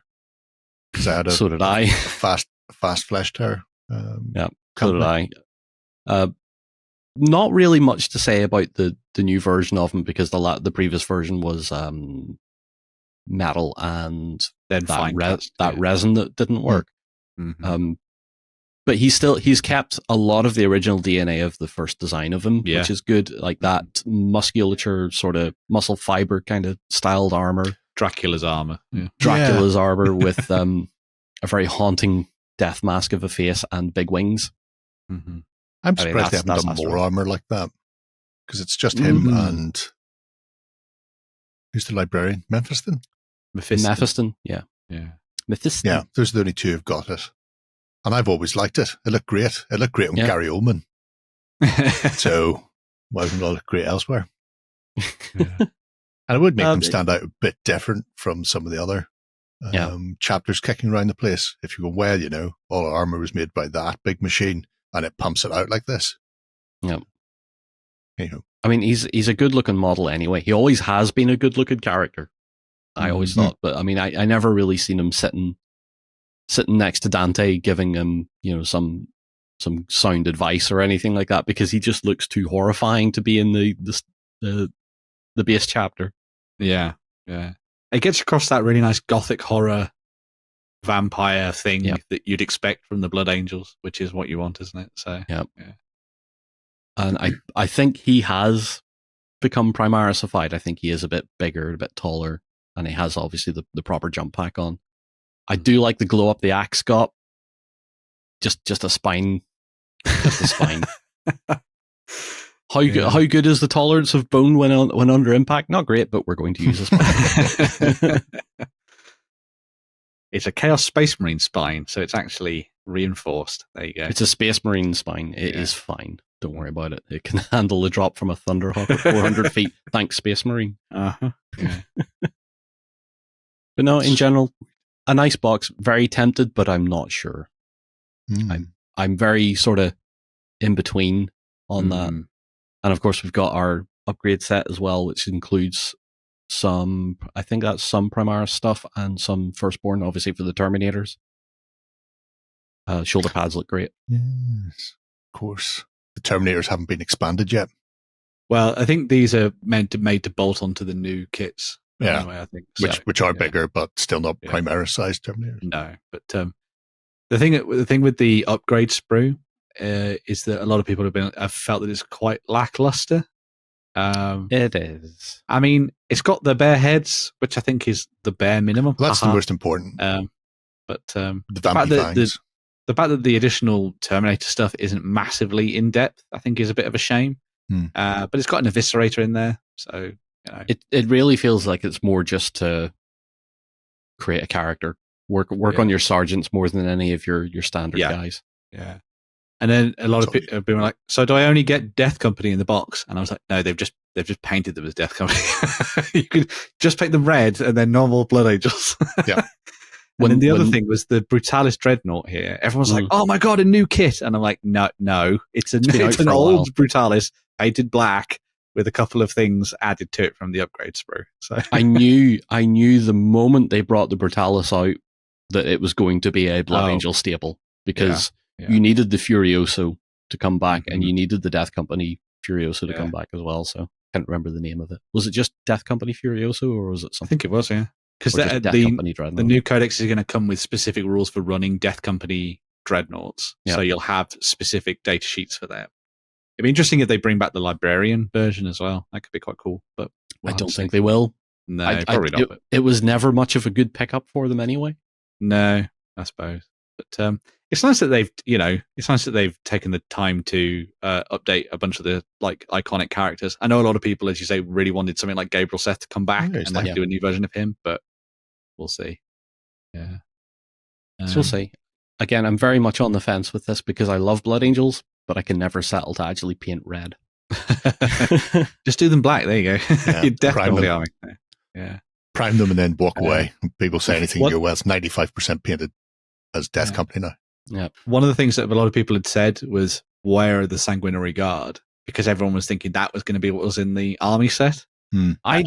I'd kind of hoped it was going to be a Dante plus new Sanguinary Guard, but they're probably on their way. I mean, they've got Lamatis and they've got Astrath in there, so going down the Death Company route kind of makes sense, I suppose. Yeah. No shadow of a doubt, they will do new Sanguinary Guard for the army coming soon, probably. So they'll probably come out with the initial with the actual proper codex release. In the future, Could you believe that if you opened that codex and there just wasn't an entry for Sanguinary Guard? Oh my God, yeah. Oh, it's definitely gonna have. Oh, it's gonna have the old artwork, isn't it? Yeah. It's gonna have the old artwork for the Sanguinary Guard, and then they're gonna come out with the new models, and everyone's gonna go, "Oh, this looks disgusting." Oh, no. Remember your origins. Yeah. I can't leave without doing this. Bam, What's he bam, bam. Are you going to show us old Lamatis? There's There his he Cruzius. is. Yes. Oh, no. Just a banner pole with 2 blood drops hanging off I it. remember That's his that. Cruzius. Start Oh, bapping God. people. My friend had that model. It was awful. I love the purity seals. They were just glued on sideways in the sculpt. That's because he's just landed. Maybe discuss. Oh, or It's were like they it's using like a that windsock? leg. That leg is still moving, but everything else has stopped. Yeah. It's yeah. He's come a long way. He Let's has. just put it like that. Um, Well done. I want Thank you. Tycho back. Yeah. Tycho is amazing. I want both versions of Tycho back. Death Company Tycho as well. Mhm. Death Company Did he- Tycho was badass. He is dead, isn't he? In the I lore. think so. Yeah. Be nice to have a new version of him, though. Cool. Because he was so cool. His story was awesome. I loved him. So good. Right. Phantom of the Opera drinks your blood and kills people. Yes. Everybody went to Armageddon, but not everybody came home. It's terrible, terrible crying shame. Right. That's enough news, I feel. Let's get ready to round out the show. And we're going to kick things off with a bit of 3D printing. And a little bit of a different one this time, as we take a look at what Mantic have been up to.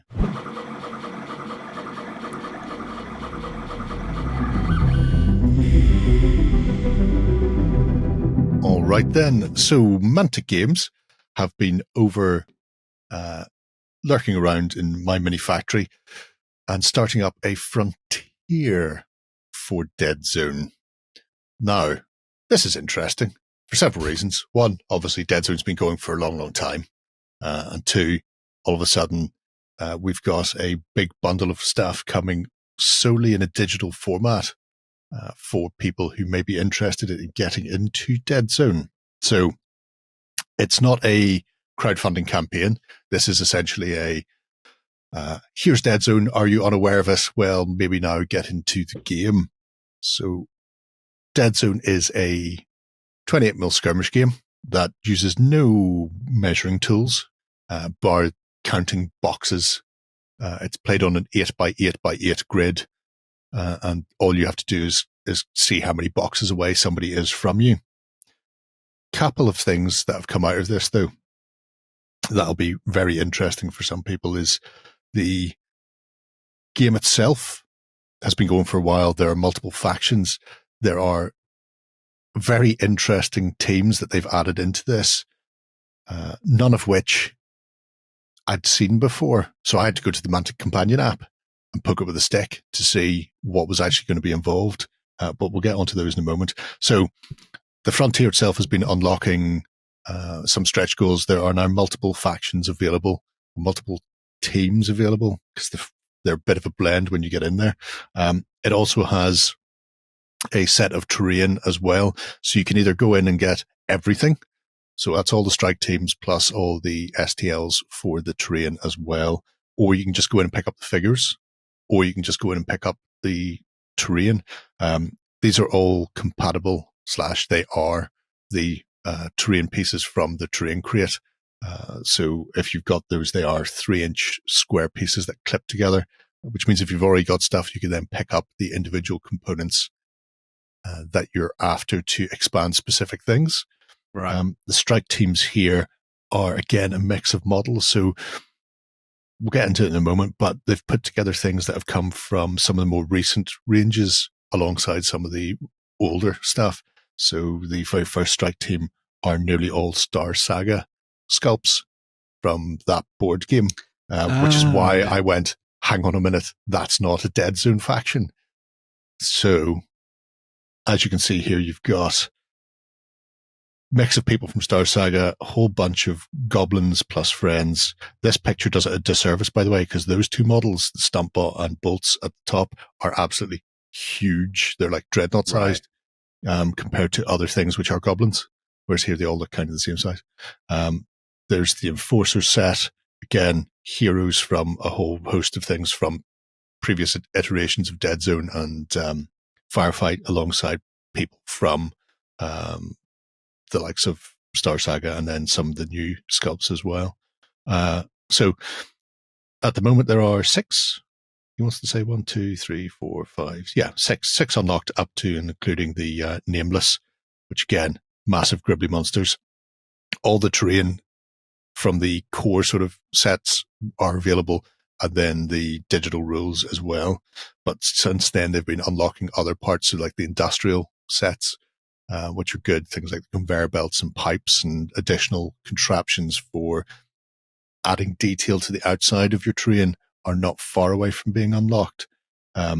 This will just be a case of when you get in there and get into it, you can just put together whatever you need to, because you're always dealing with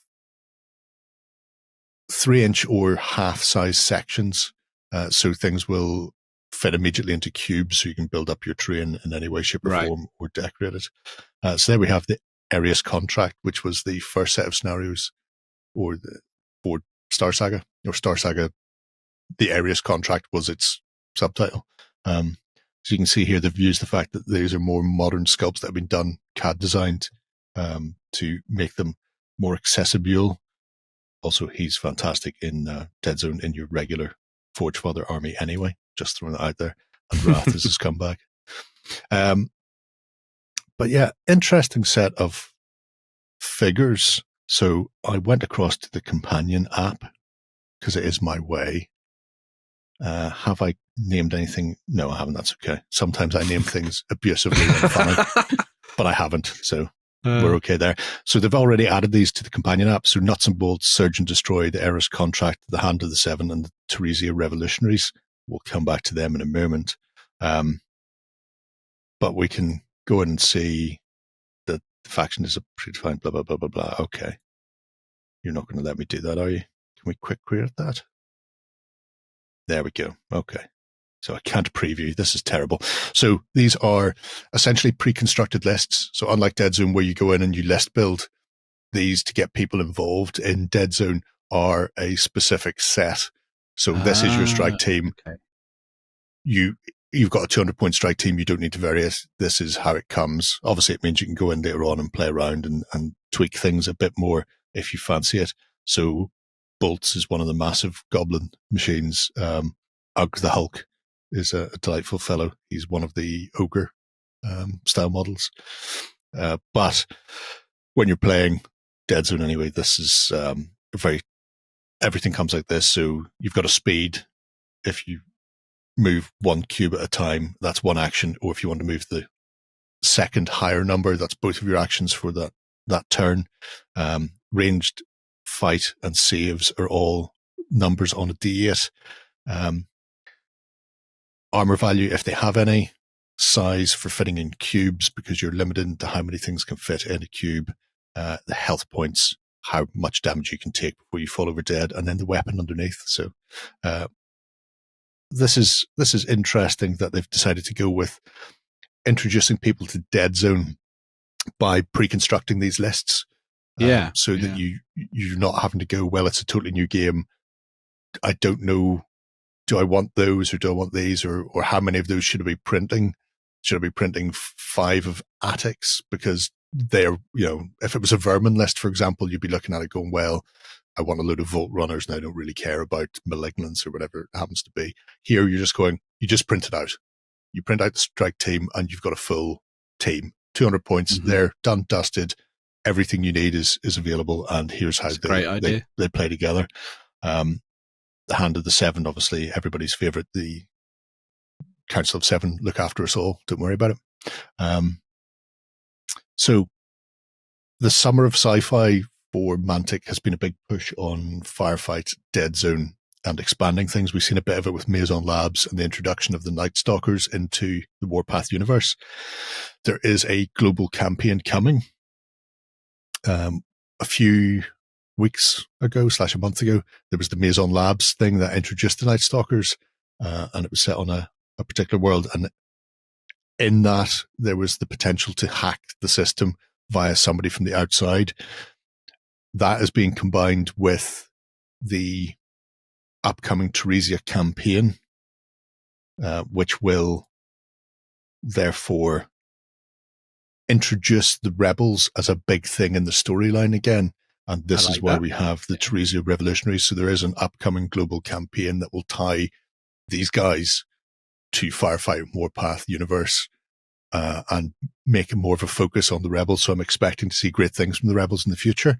And possibly Hector Sanchez and some of these other may appear as named characters then, in a bigger way. Don't know if they're going to be as big enough to get into Firefight. They might do, because Firefight's relatively small contingents of people fighting rather than Warpath being huge full armies. But it's interesting that they're sort of tying everything together and going, well, the Theresia campaign is going to be a global campaign for their sci-fi games. And this is the first sort of look we've had at them. So a ton of stuff coming. If I can get down to the where we've not unlocked yet. See, there you go. That's the size of nuts and bolts there. They are huge compared to tiny little goblin beside them. Whereas that render made everybody look the same size. He's cracking. I like it. He's got a big, massive goblin head that can sit up or sit down. By the way, just throw it out there. They've reused models from all over creation as well. Yeah, sort they have. Putting together bits and pieces, going, well, this would look good with that. Let's get some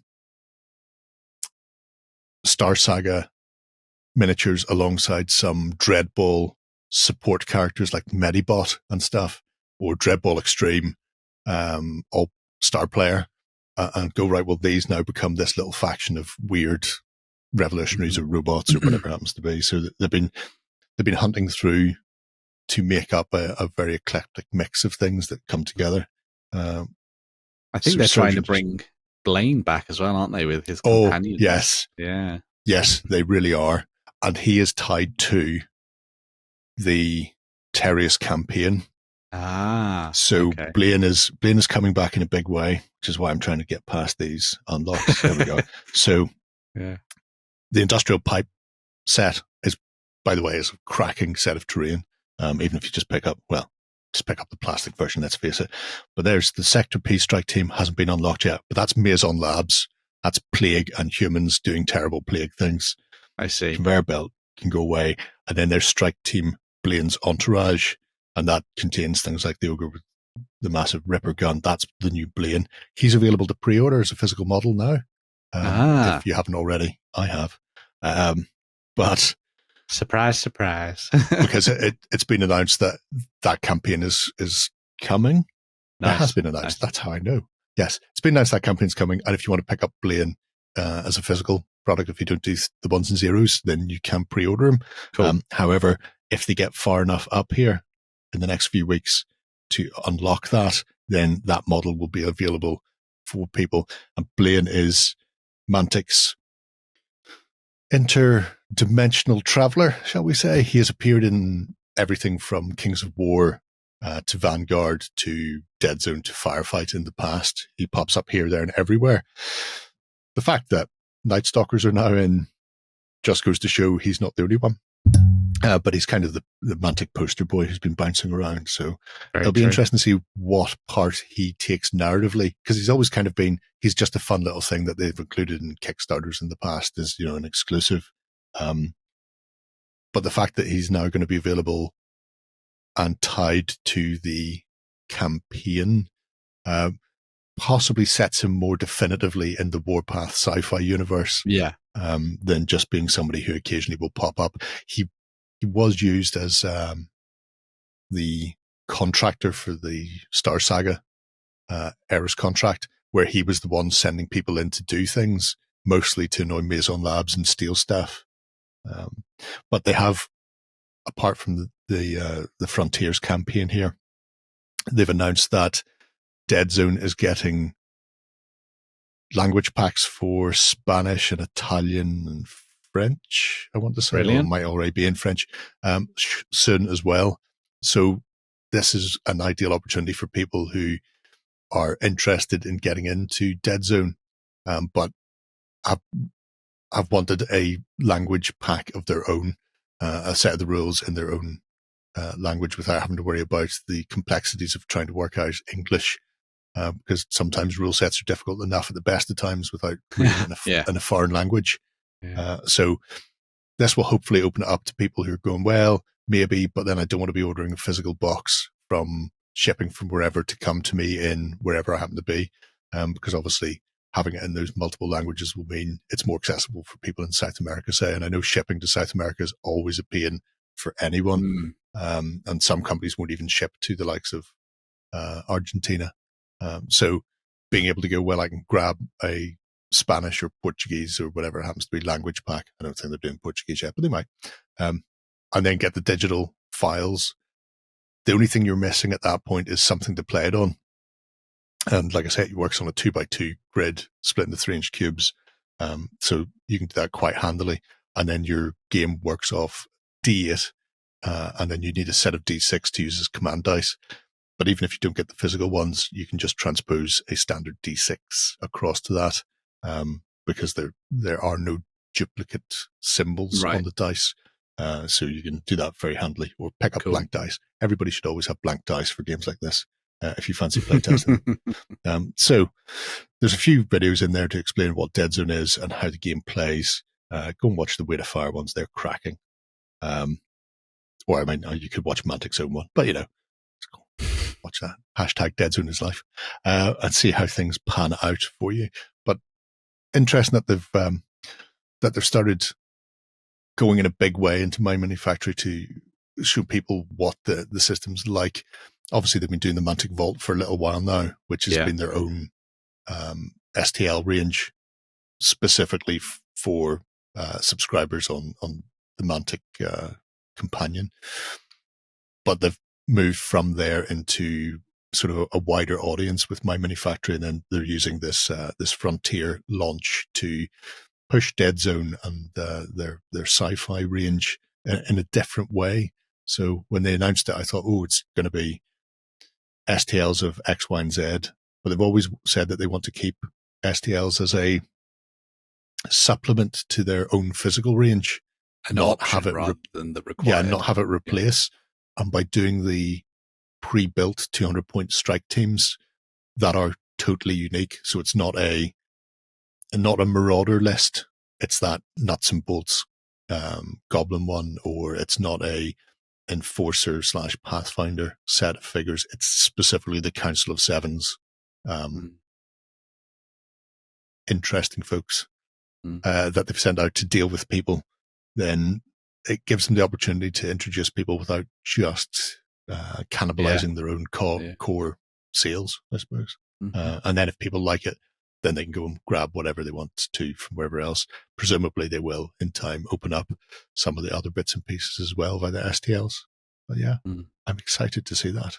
Also, I'm excited to absolutely kick Paul's backside in Deadzone. Bring on your vermin, Paul. So what we're saying is that you're going to make some choice picks from that, and John's going to end up printing out any of the stuff that you don't have. Is that what we're saying? So. I'm sorry, it sounded like, and I was way over here, so I missed it. It sounded like you said there was something I didn't have. Oh well, yeah, there we go. The only thing I don't have don't have on that page currently is Blaine, and I pre-ordered him whenever I got the newsletter last week. You're so okay, don't worry, John. He's coming.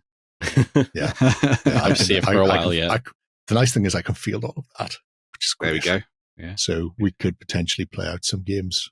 You were interested in giving Deadzone a whirl at some point, John, as well, weren't you? Yeah, I keep, every time I see something, I'm like, I should give that a try. Never do. Yeah, we could do that, because the hardest part of getting somebody in the new game is list building sometimes, going, well, you fancy playing whatever, here's 15 or 20 options, put together 200 points from that. Whereas here you're going, well, there is the group. Yeah. There is the group. This is what they are. This is how they play out. That's a good idea. Just grab them and get stuck in. start rolling some D8. These are amazing. Get on board the 8 train, John. Choo choo on the 8 train. 8s explode. It's great. There's nothing better than seeing your opponent cry whenever those 8s just keep coming up. Right. So yes, frontier-wise, there are 17 days left on it, but it's not a funding tool they're reaching. It's just going to be a case of how much they unlock on the stretch goals. It will all be there regardless. And yeah, worth checking out if you fancy a bit of Deadzone fun. Hashtag Deadzone's life. Right. We have a couple of crowdfunders too, chap. See out the show, chap. Feel your look, Ben. I can feel it from here. Where are we starting? So we're starting off with sci-fi skirmishes, carrying on, I suppose, from Deadzone. This is one that we talked about a couple of weeks ago. Actually, I think maybe sooner than that. This one's from Freebooter Miniatures, and this is Ascending Fate, which is, at the time of when you're watching this, now live on GameFound for you to dive into. It is their new sci-fi skirmish game in 32mm that is uses the core mechanics, I suppose you'd say, from Freebooter's Fate, but then gives them a little bit of a sci-fi twist and takes you off into a brand new world. The campaign is focused mainly on making the new starter box available for people to dive into and get stuck into. Comes with 2 teams of mercenaries, so you have the mercenaries under Nathali Wu and also those under Gordon Freep. There's 2 little different twists on that. If you're a bit of a Firefly fan, I think these kind of will very much appeal to you. Maybe even a little bit of Borderlands as well, maybe at the same time. Some nice little touches in there, which I think is quite good. Inside that box, you're going to get everything you need to play. You get the rulebook, you get the tokens, you get sort of terrain tiles to play on, you get the cards for the different decks and everything else in between. It might look like there's a hell of a lot of stuff there, but in actual fact, the game itself is fairly easy to dive into and enjoy. It's all done using cards. There's no dice. The dice that you see in the set are simply used for status markers and also to track the action points that you have with particular units during the turn, which is a very good use for D4. I think that's very nice indeed. And while you could obviously build up large 3D landscapes for you to play your games on, you can just play on the tiles that come as part of the faction set, as you can see there. Mechanically, as I said, the game uses cards. What you'll do is that you'll have a card that is determines the sort of statistics of your characters, and it will tell you how many actions they get. Well, how many cards they get when they shoot or fight in combat, for example. And then what you'll do is you'll draw them from your deck, and you'll choose the locations that you're going to be aiming for. Say if you're doing a ranged attack, and depending on where you aim, dictates the damage that you do, and then obviously the following status for the character that you've hit. So if you shoot them, if you aim for the head, you'll lower the amount of attacks they get. If you shoot them in the legs, you'll lower the amount of movement they get. If you shoot them in the body, you'll lower the amount of defense they get, and things like that. So you'll have to make interesting decisions. The twist to that is that the other player has also got a deck of cards for their defenses, and they have to work out what you're going to be aiming for. So if you're in close combat, well, it probably makes sense for you to try and defend your head or your body to try and make sure that you don't lose cards in future fights. If you're on the other side of the board at the moment, maybe you want to try and defend your legs because you know that the enemy's going to be aiming for that because they're going to try and take you out so you don't have as much movement to get across the table. But then conversely, the poker side to that is, do you double bluff them and do you go for those headshots to try and take down their attack values so that when they get close enough, doesn't matter how far they moved, they've lost a lot more of their attacking potential when they come to combat. What's another wonderful twist to that is that a little bit like games like Malifaux and obviously Freebooter's Fate, the damage is done using a deck of cards as well, and on that it'll have modifiers. So you can see it there on the left of that image. There was some sort of cards with 2 numbers in either corner, and then there was like a little symbol in the middle. The way that it works is that you flip over the card from the deck, and that's how much damage is added onto your attack. But also, for example, there might be a critical symbol, which allows you to do critical hits, which allows you to then lower the values of those particular areas of the body. Maybe it'll just do extra damage. Maybe you'll have a weapon that has some kind of movement ability attached to it, or it'll stun you or something like that. So like high gravity guns or stun sticks and things, depending on which weapon you choose and the character that you play as, that all basically comes together to create an interesting concoction of sort of outcomes from that deck, which I think is quite nice. As well as the sort of like the mercenaries that you get in the starter box, which are kind of like your basic crews to be starting out with. There's not too much sort of I mean, obviously they come with different weapons and things like that, but they're still kind of like your standard humans with a couple of sort of alien races thrown in there as well. You also have 4 additional faction boxes, which are also going to be available. I have a couple that are my favorites. I think one of them is slowly reaching up there first. The first of them is the Murphs. So these were labor mutants that were sort of used to do all the sort of menial jobs around the star system, but now they're sort of like fighting for their rights to party kind of thing.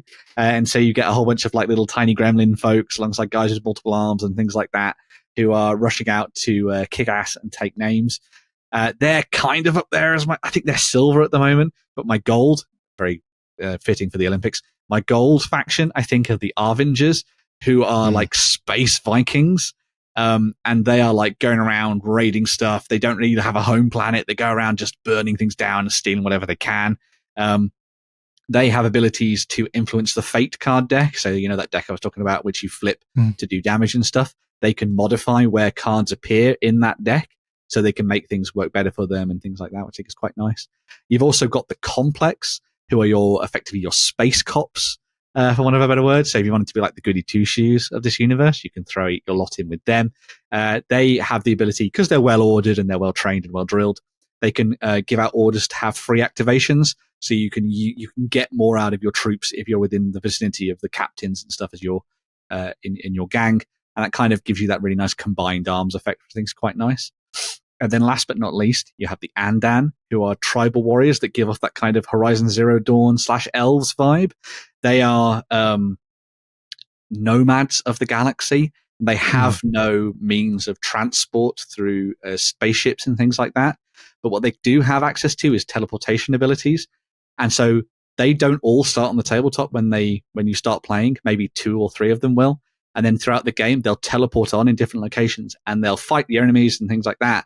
But you have to keep an eye on their teleport abilities, because eventually they'll bamf back out and they'll go back to where they originally came from. So you have to use the deck of cards and the fate and the combos and things to keep them around for as long as possible.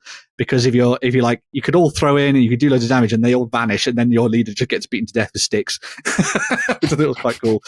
So there's some really nice tactical nuance in all the different factions. They all feel very different. They're all done in that, they say like 34 mil, so it's on like 32 heroic kind of vibe.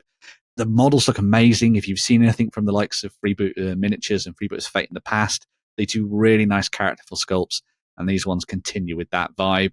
And I think if you're looking for a new, in addition to Deadzone, which John's going to go play, right? If you're looking for another sci-fi skirmish game that you want to dive into and have some fun with, I think this one looks like a really nice option for you to choose from. Comes in German and English at the moment, and they're going to be looking at more languages in the future, hopefully. Seems like the whole package, and it's got a proven concept with the mechanics. And I like that everything in that starter box just allows you to start play out of it. Don't have to worry about terrain or anything like that. Just play on the tiles. All looks really, really fun. I'm definitely intrigued, or more than intrigued, maybe I suppose you'd say. But I couldn't tell from that spiel.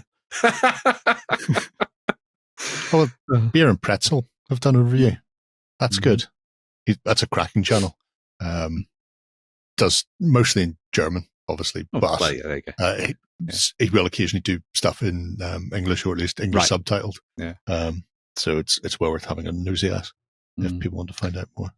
I would also recommend watching those gameplay videos they've done. There's about 4 of them at the moment. They are in German, but they have English subtitles. But they teach you all the basics of the game. So if you didn't grasp the core mechanics from my amazing rendition, then you'll be able to watch those and get your head around them. They're very simple and easy to learn, and it looks like a lot of fun. So. Yeah, I love the idea of the Andan. Very hit and run. Appear, have to deal with them, and then they bounce get out before they all bugger off with whatever you were attempting to lose, because they come in, just raid you and then go again. Also, I suppose the part and parcel of it will be what the universe / world that they've put together, that massive industrial bin with the Statue of Liberty on top that they have as board is absolutely gorgeous. Just all cargo crates just welded together.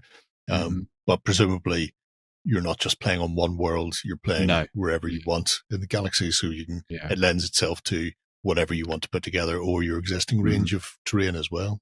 Yeah. Oh, I should also say, and I think I mentioned it last time we talked about them as well, The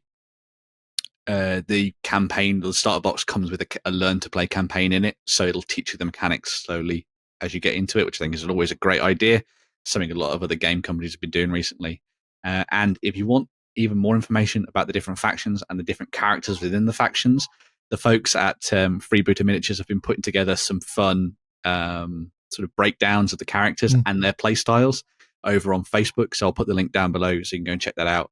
It's really fun to read through, and it'll give you some ideas of which faction might be for you. Because you might want to go star box plus a faction box, maybe. So yes, maybe that's what I'm doing. Might be getting the star box and then the Avengers. Maybe. Who knows? By the time this goes out, that campaign will be live, and we're fairly certain that Ben will be in there hitting F5. Right. A final little teeny tiny Kickstarter. Yes. Little palate cleanser, a wafer thin after all of that to finish you off. Oh, yes. So sticking with the realms of fantasy. Sci-fi. God, Sci-fi. I'm out of my mind. Sticking with the realms of sci-fi, we have some retro sci-fi from Curis, who a lot of people have been enjoying. There's Röknauts Odyssey, I guess we'll say. We've seen characters, we've seen core troops, and now we're seeing some very, very cool bikers as part of this campaign. It's a short one, but it's definitely a doozy. This is the Röknauts Space Dwarf Bikers.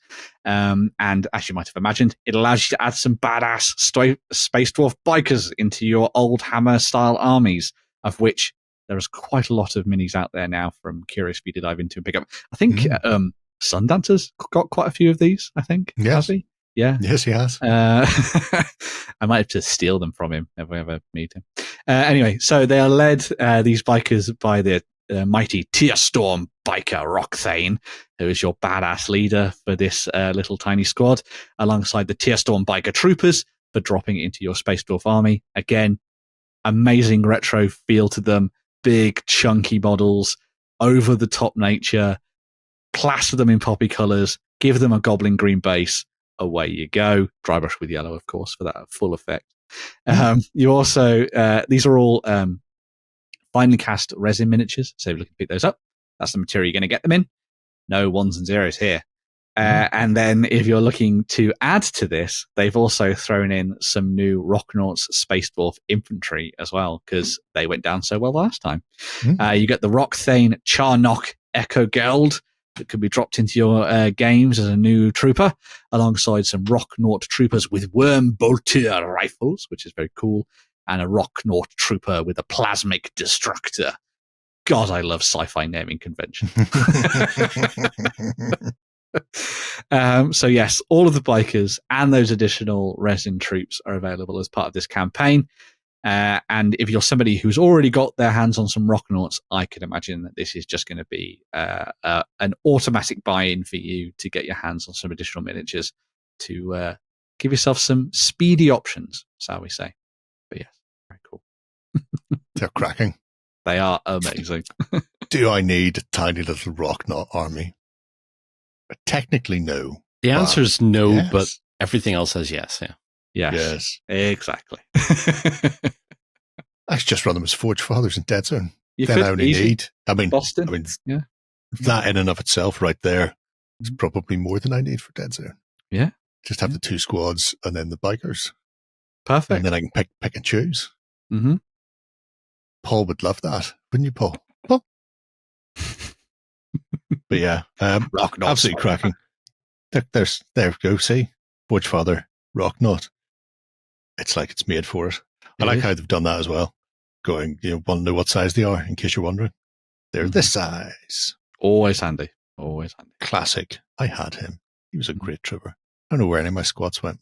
It's very annoying. Anyway, what's that? Is that GW's new squats?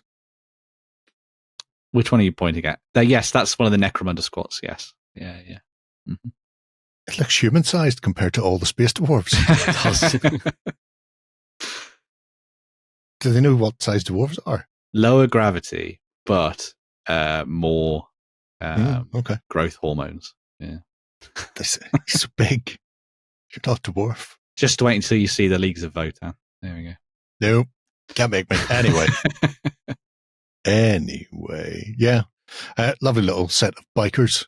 for all your 40k gaming. If you fancy going old school, get in there, play some second edition or Rogue Trader. You don't need many for them. Join the Old Hammer community. There's so many. It was like a role-playing game back then. It was great. It was amazing. It was so much fun. You'll have a lot of fun with it as well.